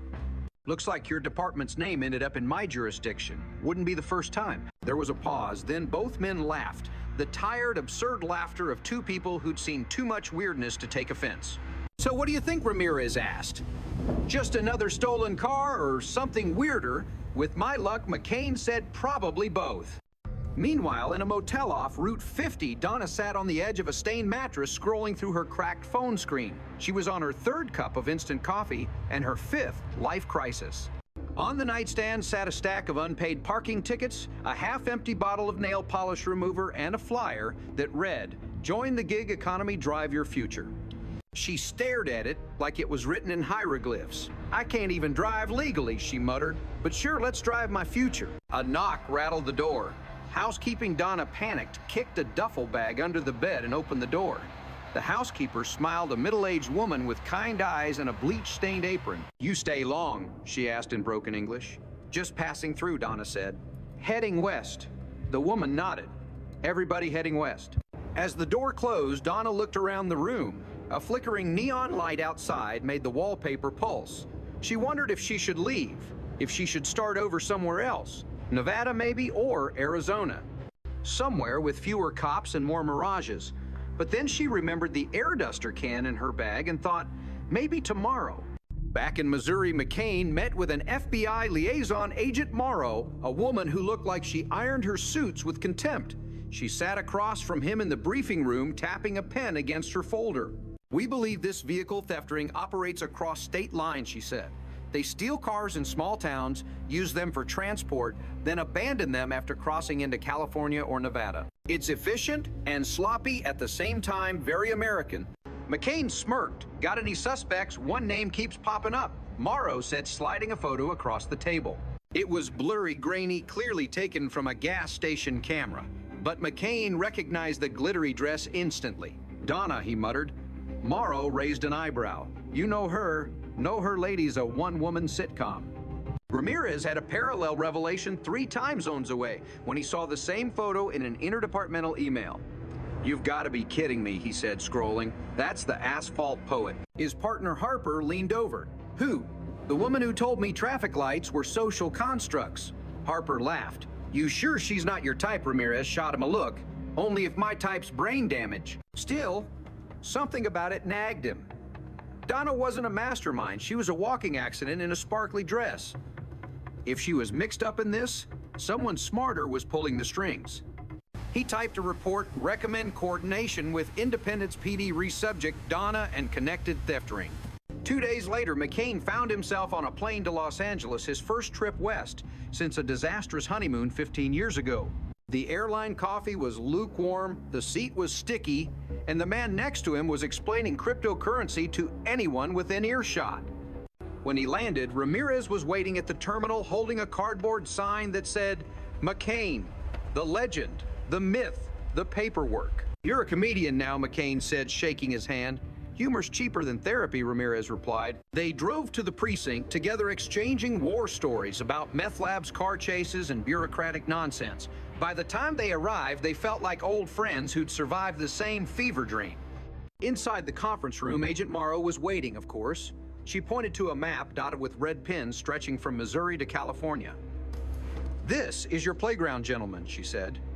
We believe Donna is connected to at least 6 stolen vehicles, possibly working with a small crew led by this man. She clicked the remote. On the projector appeared a mugshot of Curtis Hill, the same man who once claimed physics made him run red lights. McCain nearly choked on his water. Oh, for Christ's sake. Ramirez looked confused. You know him? He's my old chase buddy. Thought he was in jail. Apparently not, Morrow said. He's on parole. And according to our records, he's been cited with Donna multiple times. McCain groaned. This is like if stupidity had a reunion tour. Meanwhile, Curtis and Donna were indeed reunited in a half-empty diner somewhere near Barstow. She was sipping coffee through a straw. He was sketching something on a napkin with a golf pencil. You ever think about redemption? She asked suddenly. Curtis looked up. You mean like store credit for sinners? Yeah, she said dreamily. Like, maybe if we do one good thing, the universe hits undo on the bad ones. Curtis snorted. Lady, the universe doesn't even return calls. Still, he kept sketching. On the napkin, he drew their car, with a route across the desert, little arrows pointing west. What's that? Donna asked. Opportunity, he said. Guy I know in Vegas buys catalytic converters, no questions asked. One trip we're set. Donna frowned. Isn't that stealing, not if you call it recycling? 2 days later, McCain and Ramirez were parked outside the same diner, the FBI van, humming quietly a block away. Hard to believe this is where the criminal masterminds operate, McCain said, peering through binoculars. America runs on bad coffee and worse decisions, Ramirez replied. They watched as Donna and Curtis walked out laughing, oblivious to the dozen eyes watching. Morrow's voice came through the earpiece. Do not engage until they move the vehicle. McCain smirked. Copy that. Wouldn't want to ruin the show. The sedan pulled out of the lot, heading toward the desert highway. McCain and Ramirez followed at a distance, lights off, radio silent. The sun was setting, painting the asphalt gold. It should have been beautiful. It was, in a way, two fugitives chasing freedom, two cops chasing them, and a horizon that didn't care either way. Half an hour later, Curtis took an exit toward an abandoned gas station. Morrow's voice came again. Now, move in. Engines roared. Dust exploded. Sirens wailed like church bells. Donna screamed, Curtis panicked. And for one glorious minute, chaos reigned in perfect harmony. When the dust settled, Curtis was face down, hands cuffed. Donna was crying mascara, streaking like war paint. McCain crouched beside her. Donna, you? Okay. She sniffed. I was just trying to find meaning. In a stolen car, it was symbolic. McCain exhaled, slowly stood up, and looked at Ramirez. You ever feel like we're arresting the same people in different bodies? Ramirez nodded. Every damn week. Back at the station, Agent Morrow filed her report, while McCain and Ramirez shared a beer in the parking lot, technically against regulations, but morally justified. Think this'll make the news, Ramirez asked. McCain chuckled. Nah, America's got bigger problems than us. He took another sip. But for what it's worth, it's nice to win one. Ramirez raised his bottle. To idiots. Without them, we'd be unemployed. McCain grinned. I'll drink to that. They clinked bottles, the sound sharp, against the hum of the night. Somewhere inside, Curtis was singing the cops theme under his breath. Donna was writing poetry on the back of her arrest form. And for one brief, absurd moment, everything in the world made sense, because none of it did. At the Independence Police Department, McCain walked in holding a styrofoam cup and a hangover from the flight back. He hadn't even reached his desk before Ruiz pointed at his phone. You're famous, man. McCain frowned. What now, TikTok? You and that lady from the stolen car thing. She's trending as Donna the Asphalt Prophet. McCain stared. You're joking. Ruiz grinned. Wish I was. There's merch already. T-shirts with her face saying, don't chase love or cops. McCain sat down speechless. The world he thought had officially lost its mind. Within hours, local news ran with the story. Viral arrest raises questions about police conduct. Cable pundits debated whether Donna had been mistreated or misunderstood. A YouTube influencer uploaded a 40-minute breakdown titled The Spiritual Significance of Traffic Stops. Even the mayor called. McCain were getting heat from everywhere. The governor's office, the ACLU, TMZ, hell, even Dr. Phil wants to comment. Just stay off social media and don't say a word. McCain nodded. Roger that. Then he immediately opened YouTube. The first video he saw began with a slow piano track and Donna's face frozen mid-yell. This woman was just driving to find herself, said the narrator, and instead found oppression.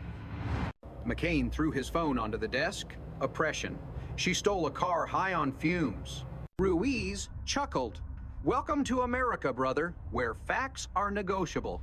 Meanwhile, in California, Ramirez was dealing with the same circus, only louder. His phone wouldn't stop ringing reporters, bloggers, even a podcast called Justice and Juice. Officer Ramirez, one journalist, said as the arresting officer's liaison, do you believe the police acted appropriately? Ramirez pinched the bridge of his nose. Ma'am, we followed procedure. But Donna claimed she was performing performance art. Ma'am, she was performing Grand Theft Auto. That didn't stop the avalanche.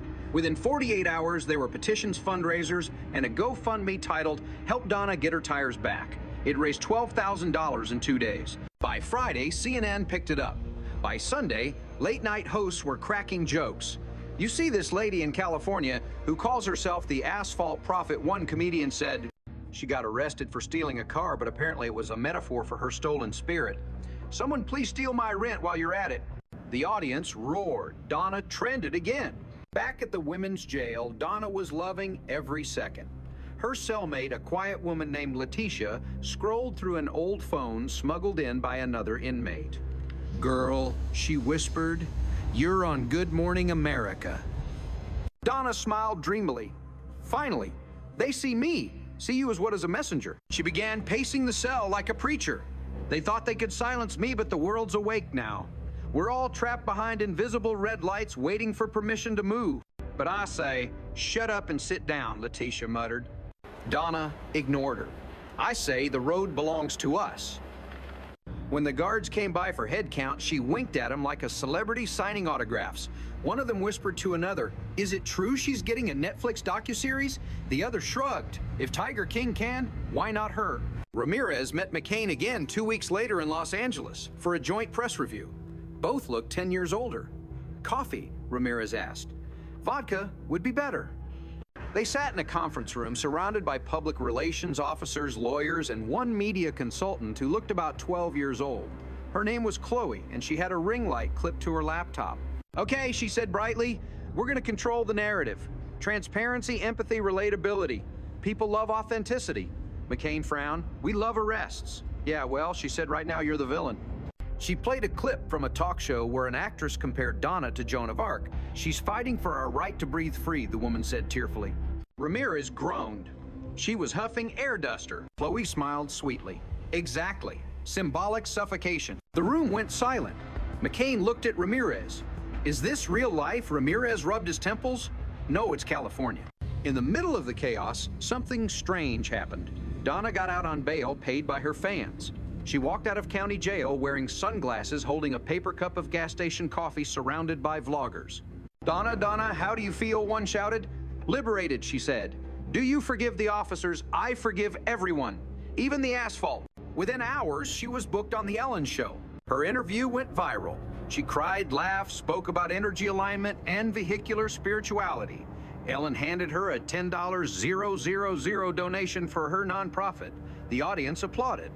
Watching from a precinct break room, McCain dropped his sandwich. $10,000. For stealing cars, Ruiz patted his shoulder. You chose the wrong side of the camera, partner. But fame, like any narcotic, has side effects. Within a month, Donna's asphalt ministry was holding parking lot rallies.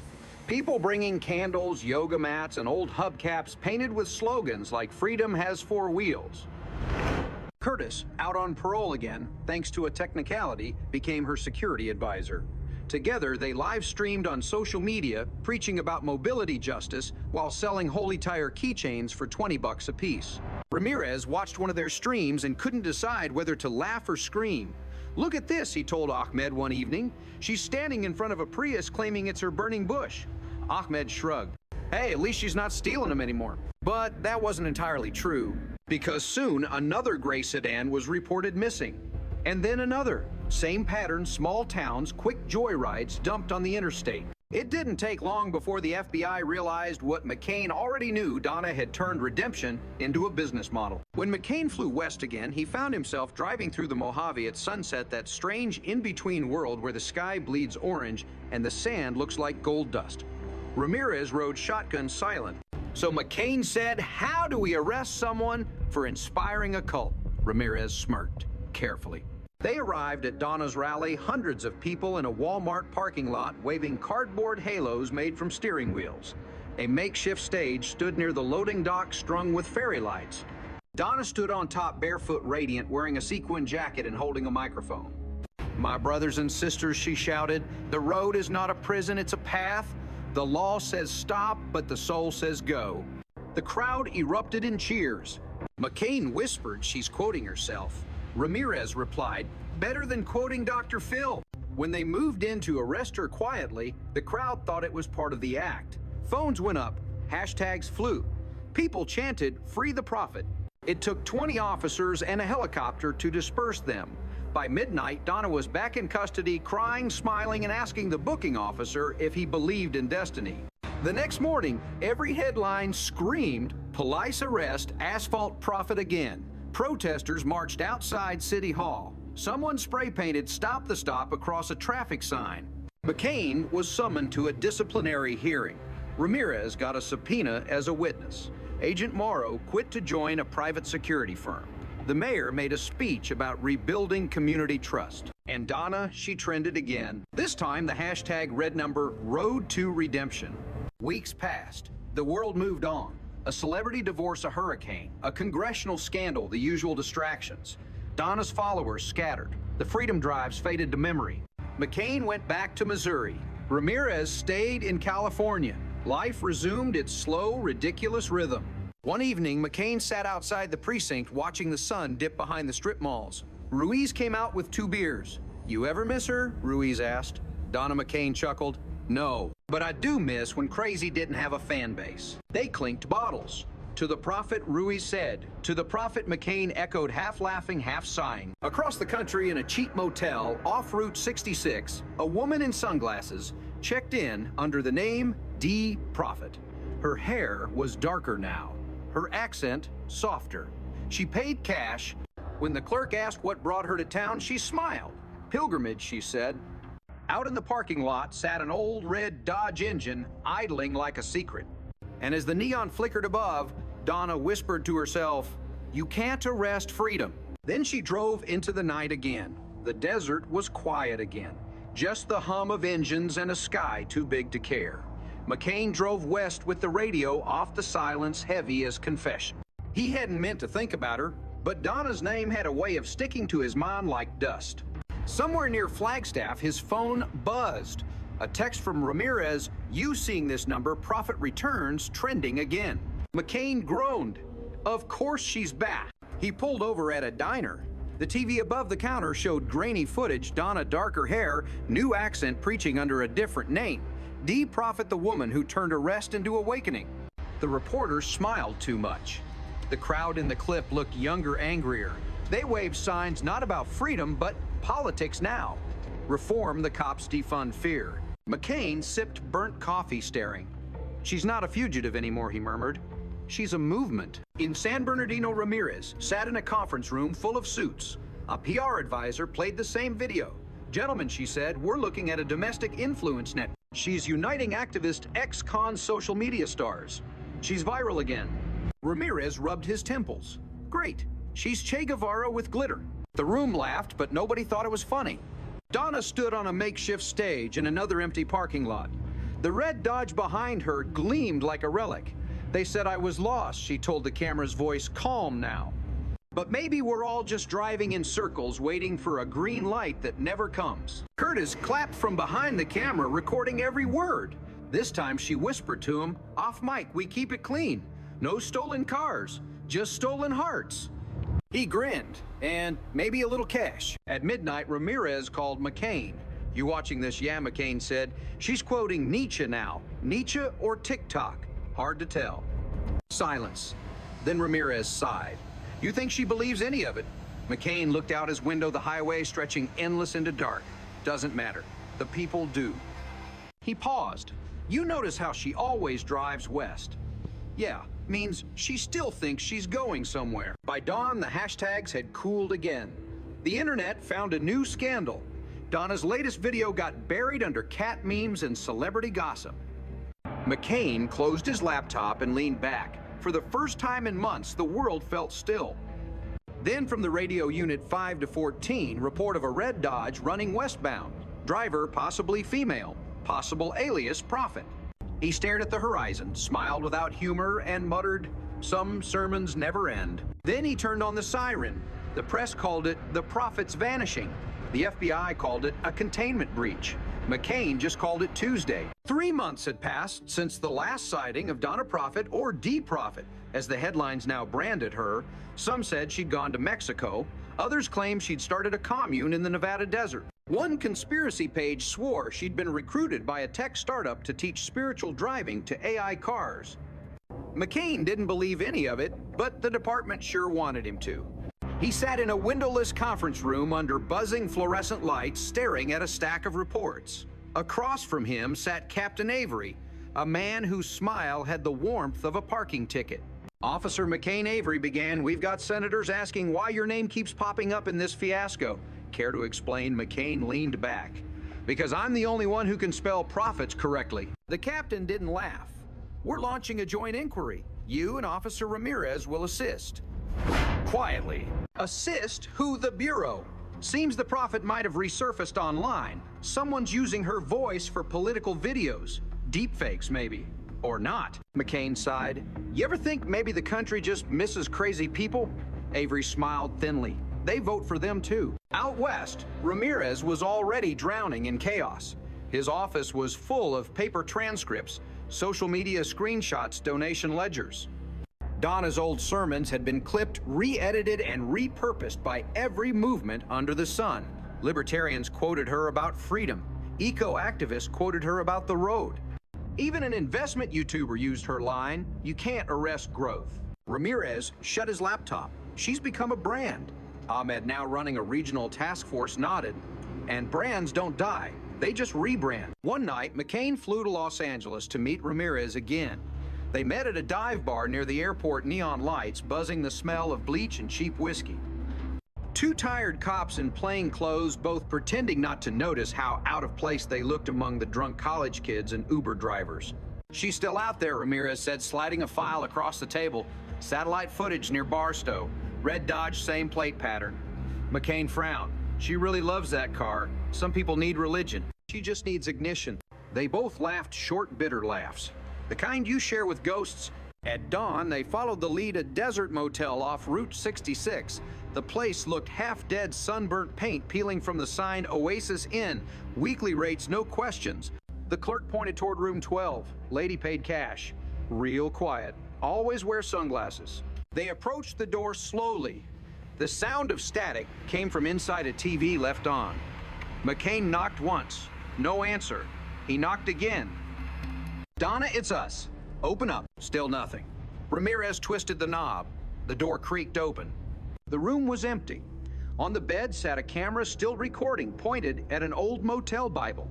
The pages fluttered under the fan's wind. McCain walked closer. On the open page in red lipstick were 3 words, "You found me." Ramirez checked the bathroom, the closet under the bed. Nothing. "She's gone again," he muttered. McCain nodded slowly. "Or she was never really here." That footage, the camera on the bed, became the start of something neither man expected. Within days, clips surfaced online. Anonymous channels uploaded new videos under the name Prophet Broadcasts. Same voice, same tone, but darker. "We are all drivers," the voice said. "Some just follow better maps." Conspiracy theorists exploded. Some claimed she'd been assassinated by the FBI. Others said she joined a digital cult. A fringe politician quoted her in Congress. By the end of the month, hashtags turned into rallies. McCain and Ramirez were dragged in front of an oversight committee. The chairman read their reports like scripture. "So you're telling us this woman escaped federal custody twice and now runs an underground movement?" McCain replied, "No, sir. I'm saying she runs America's attention span." Weeks later, after the hearing, Ramirez drove out to the desert again alone this time. He parked near the ruins of an old diner and sat there as the sun bled red over the sand. His phone buzzed a text from an unknown number. "Thank you for believing. D." He stared at it for a long moment, then typed back, "Where are you?" No reply. Only the faint sound of static from the radio, a whisper that could have been wind or words. He turned up the volume. The channel crackled. "You can't arrest freedom." He smiled sadly. "Yeah," he murmured. "But you can try." In Missouri, McCain finally retired. He bought a small cabin near the lake where the nights were quiet and the only sirens were crickets. Some evenings he'd sit on the porch, drink cheap beer, and think about all the noise, the cameras, the fame, the madness. Once a letter arrived in an unmarked envelope, no return address. Inside was a single Polaroid, a red Dodge parked on a hill under the desert stars. On the back, written in neat cursive, "The road never ends." He smiled, folded it into his jacket pocket, and whispered, "I know." Then he leaned back, eyes closed, listening to the night, half expecting to hear a distant engine humming somewhere far, far west.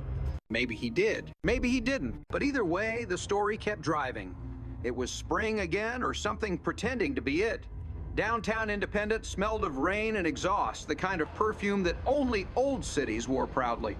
The police building had new paint, new recruits, new slogans about integrity plastered on the walls. But McCain, long retired, didn't go near it anymore. He had traded his badge for silence. He spent mornings fishing, afternoons fixing radios, and evenings pretending not to check the news. Yet every so often, something would pull him back, a soundbite, a photo, a rumor. This morning, it was a podcast. A local host voice, slick as butter, announced, "Coming up next, a special on the legacy of Donna Prophet, the woman who turned the law into a sermon."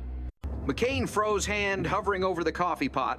The voice went on, "Some call her a con artist, others call her a visionary. But who was she, really?" He turned it off. The silence that followed felt heavier than sound. Across the country, Ramirez sat in traffic outside Los Angeles.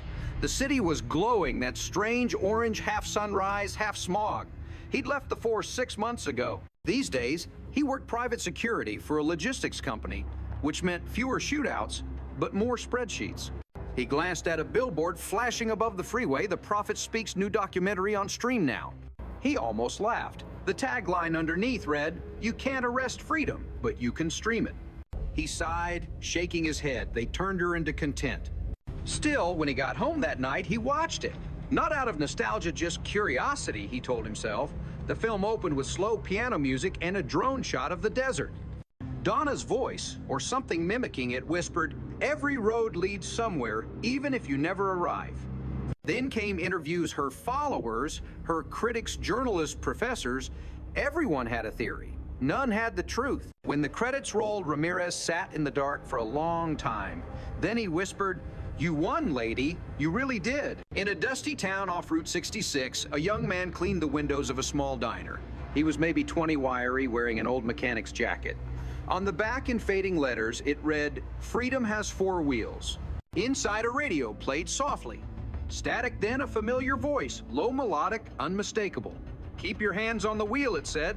"The road still loves you." The boy looked up, puzzled. "Who's that?" he asked the waitress. She shrugged. "Some old recording. Plays every few weeks. No one knows who puts it on." He smiled faintly, went back to cleaning. Outside, a red Dodge rolled by on the horizon, catching the light just enough to make the dust look golden. That night, far away, McCain sat on his porch again. The lake was still moonlight, flickering like a dying flashlight. He opened a drawer and pulled out the Polaroid, the one of the red Dodge under the stars.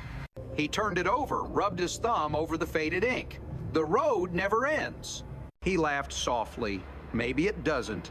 From somewhere down the highway, faint and distant, came the low hum of an engine. Maybe a truck, maybe nothing. But to him, it sounded like a heartbeat, slow, steady, alive. He raised his beer in the dark. "To the Prophet," he whispered. "Wherever you are." The wind rustled through the trees, carrying a whisper that might have been words or memory. And in that moment, McCain realized the truth Donna had been chasing all along. It wasn't about escaping, it was about movement. Because in America, land of highways, headlines, and half-believed dreams, staying still was the only real crime. He smiled, closed his eyes, and listened to the sound of the world driving on. I didn't meet Donna Prophet when she was alive, at least not the way most people did, with cameras, handcuffs, or hashtags. I met her through the fragments she left behind: traffic reports, live streams, motel receipts, a lipstick note in an evidence bag. They gave me the assignment 2 years after she vanished. The network wanted something poetic, something viral. What they got was dust static and the lingering echo of a woman who'd somehow turned failure into a religion. The first time I pressed play on the footage, raw police dash cam from Independence, Missouri, I heard her scream, "You can't arrest freedom." Her voice cracked like lightning. The camera shook, then silent. That single sentence would become a slogan, a meme, a movement, and finally, a myth. I started with the cops. Officer McCain, retired, agreed to meet me at his cabin. He opened the door wearing a flannel shirt and the expression of a man allergic to nostalgia. She fooled everyone, he said, including herself. He poured coffee but didn't drink it. You want the truth, she was scared. The kind of scared you only see in people who think the world forgot them. That car, that road, it made her feel seen. When I arrested her the first time, she thanked me. "Thanked you?" I asked. "Yeah," he said. Said I'd made her immortal. I thought it was sarcasm. Guess I was wrong. He looked out the window at the lake. Now they teach her in media studies classes. My niece wrote a paper called "The Asphalt Prophet as Anti-Heroine of the Algorithmic Age." I didn't even understand the title. He laughed quietly. Hell, maybe she was right. Maybe none of us stopped. We just changed lanes. In California, I found Ramirez. He was working private security at a tech company that sold AI traffic software. The irony wasn't lost on him. He met me in the parking lot wearing a polo shirt instead of a badge. "You want to talk about Donna? Fine," he said, "but you'll never understand her unless you understand America." He lit a cigarette even though there was a no smoking sign behind him. We all wanted something from her. The cops wanted closure. The press wanted content. The people wanted salvation. Donna gave everybody exactly what they asked for and disappeared before they could refund her. He paused. You ever notice she only showed up on highways? Never in cities, never in small towns. Just asphalt. That's where she felt holy. I asked if he thought she was dead. He shrugged. Maybe. Or maybe she just drove far enough to become someone else. Out here, anonymity's the last kind of freedom we've got left. The documentary was supposed to end there. But 3 days before my deadline, I received an unmarked package. No sender, no return address, just a flash drive wrapped in a napkin from a diner called Oasis Inn. The file inside was titled Last Drive, MP4. I almost didn't open it.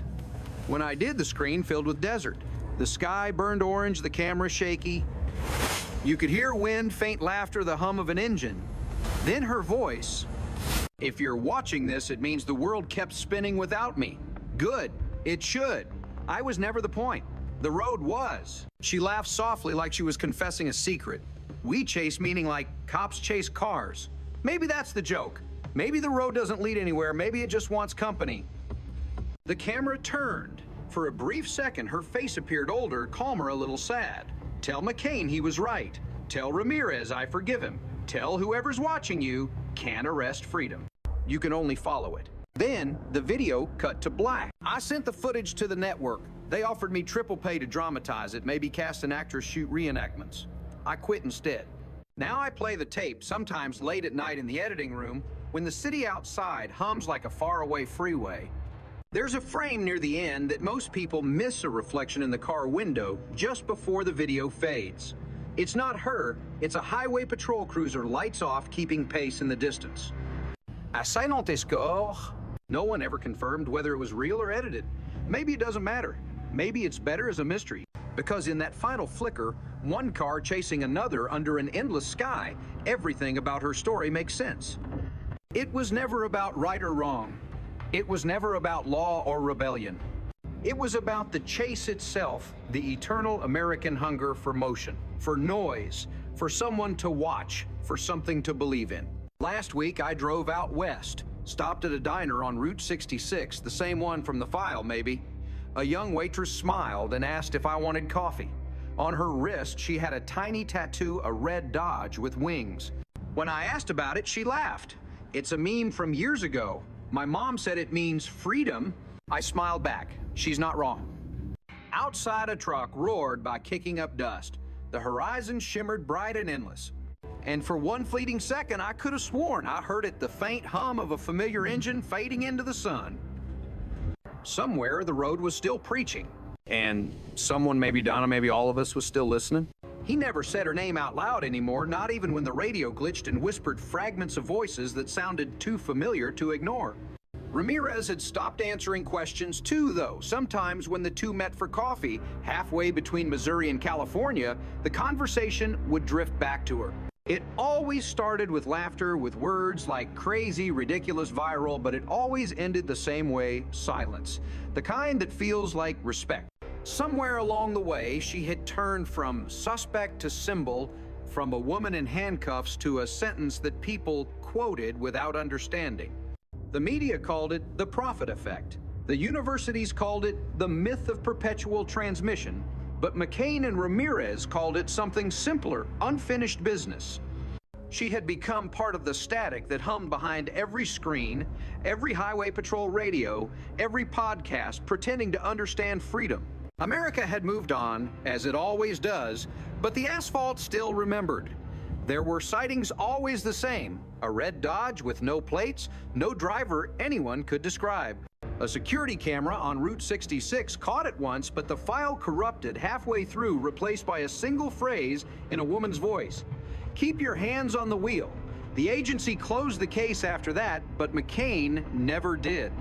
He retired quietly, though retirement never really took. Sometimes on sleepless nights, he'd drive out past the lake park by the edge of the old road and listen.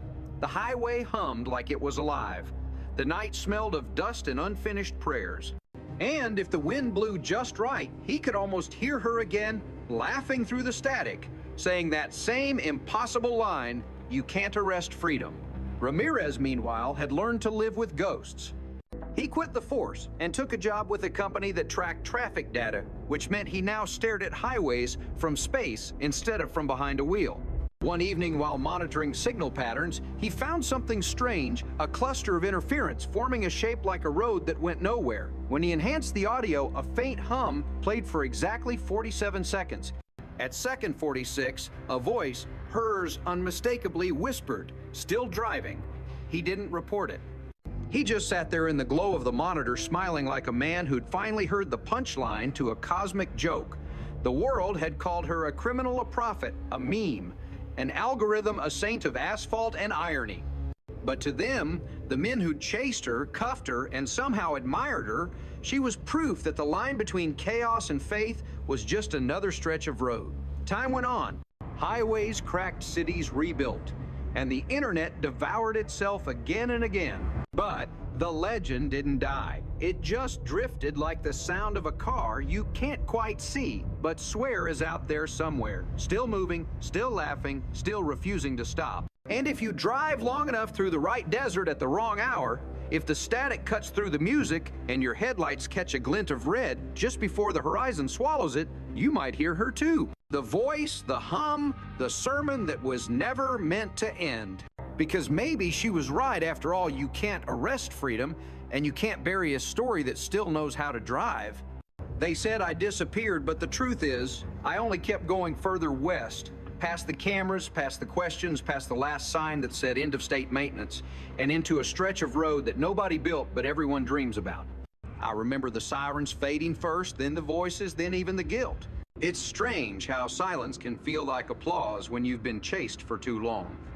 Maybe that's why I never stopped, because stopping would mean listening to the echoes of everything I pretended not to be.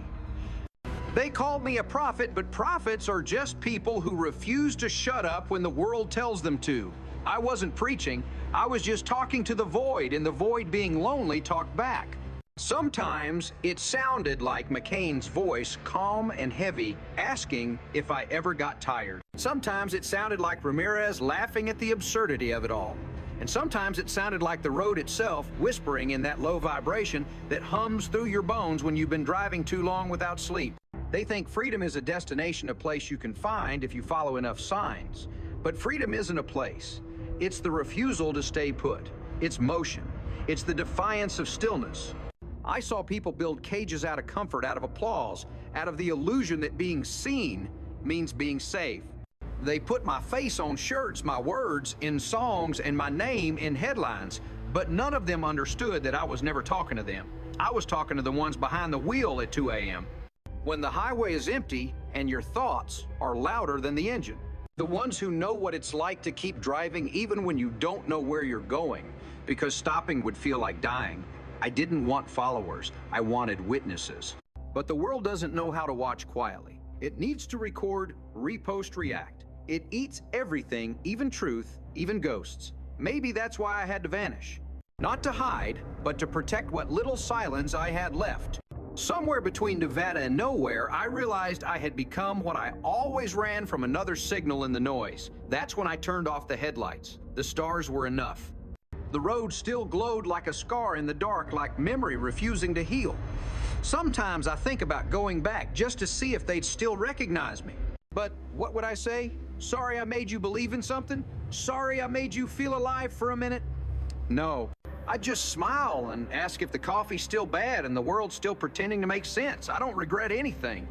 Not the thefts, not the chases, not even the madness.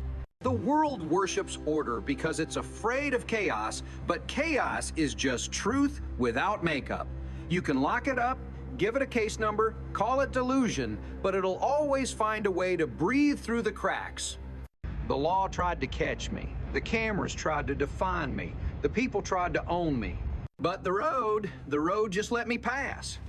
That's the only mercy I ever believed in. I've seen too much to believe in salvation, but I've driven far enough to believe in motion.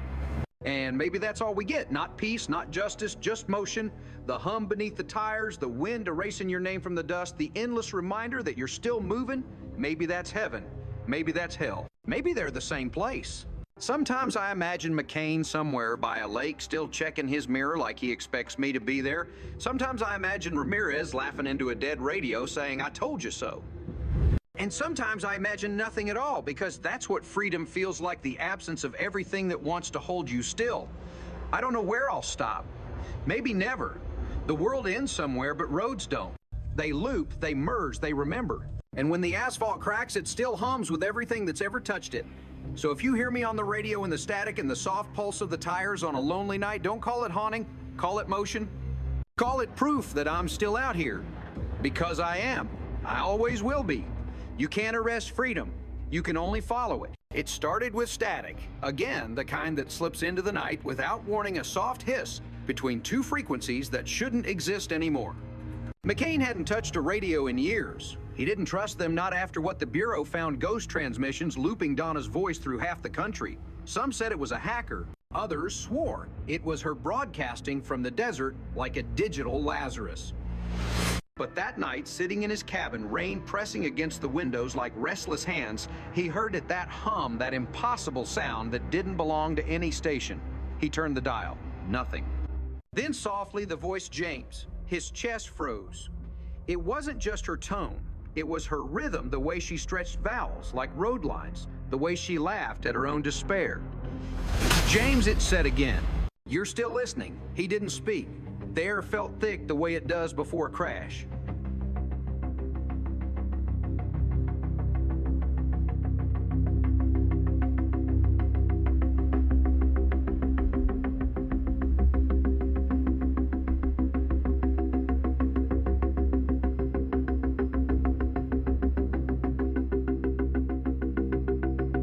You can't arrest freedom, he whispered. And the voice that sounded like her but wasn't chuckled. No, James, you can't arrest data either. Then came a distortion, a shimmer of sound like digital wind. The lights flickered. The rain stopped midair. On his old TV screen, which hadn't worked since the analog switch off, a shape flickered to life, the outline of a car, red and grainy, driving endlessly through a wasteland of pixels. In the driver's seat, just a shadow. Where are you, McCain asked. The shadow tilted its head. Everywhere, it said. Now we all are. The image glitched, fracturing into streams of numbers, coordinates, police logs, memories, her face dissolving into data, her words into waveforms. Then silence again, total and unnatural. The screen went black. Outside, the rain resumed as if nothing had happened. He sat there for a long time, heart steady but mind unraveling. The world outside was quiet, but something in the static of existence had changed. He went to the drawer, found the Polaroid, the red Dodge under the stars, and for the first time noticed a faint reflection in the car window. Not his, not hers, but something blurred, something watching. Maybe it had always been there. Maybe he'd never wanted to see it. He turned off the lights, opened the window, and listened. Far away beyond the sound of wind and crickets, he heard engines, hundreds of them merging, splitting, echoing across invisible highways. He thought of Ramirez somewhere in California, probably asleep under the hum of neon, and wondered if he was hearing it too. Maybe the whole world was. The next morning, McCain's cabin was found empty. No signs of struggle. The car gone. The Polaroid left on the table, flipped over. On the back, one sentence written in faint ink, freedom uploaded successfully. The Bureau called it suicide. Ramirez called it migration. The media didn't call it anything. They'd moved on to newer ghosts. But sometimes late at night, when the wind slides between stations and the static grows thick enough to whisper, truckers swear they hear two voices laughing together through the static, chasing each other down the endless highway of signal and sky. One male, one female. And if you listen closely, you can almost make out what they're saying, something about freedom, something about motion, something about the world not ending, just buffering.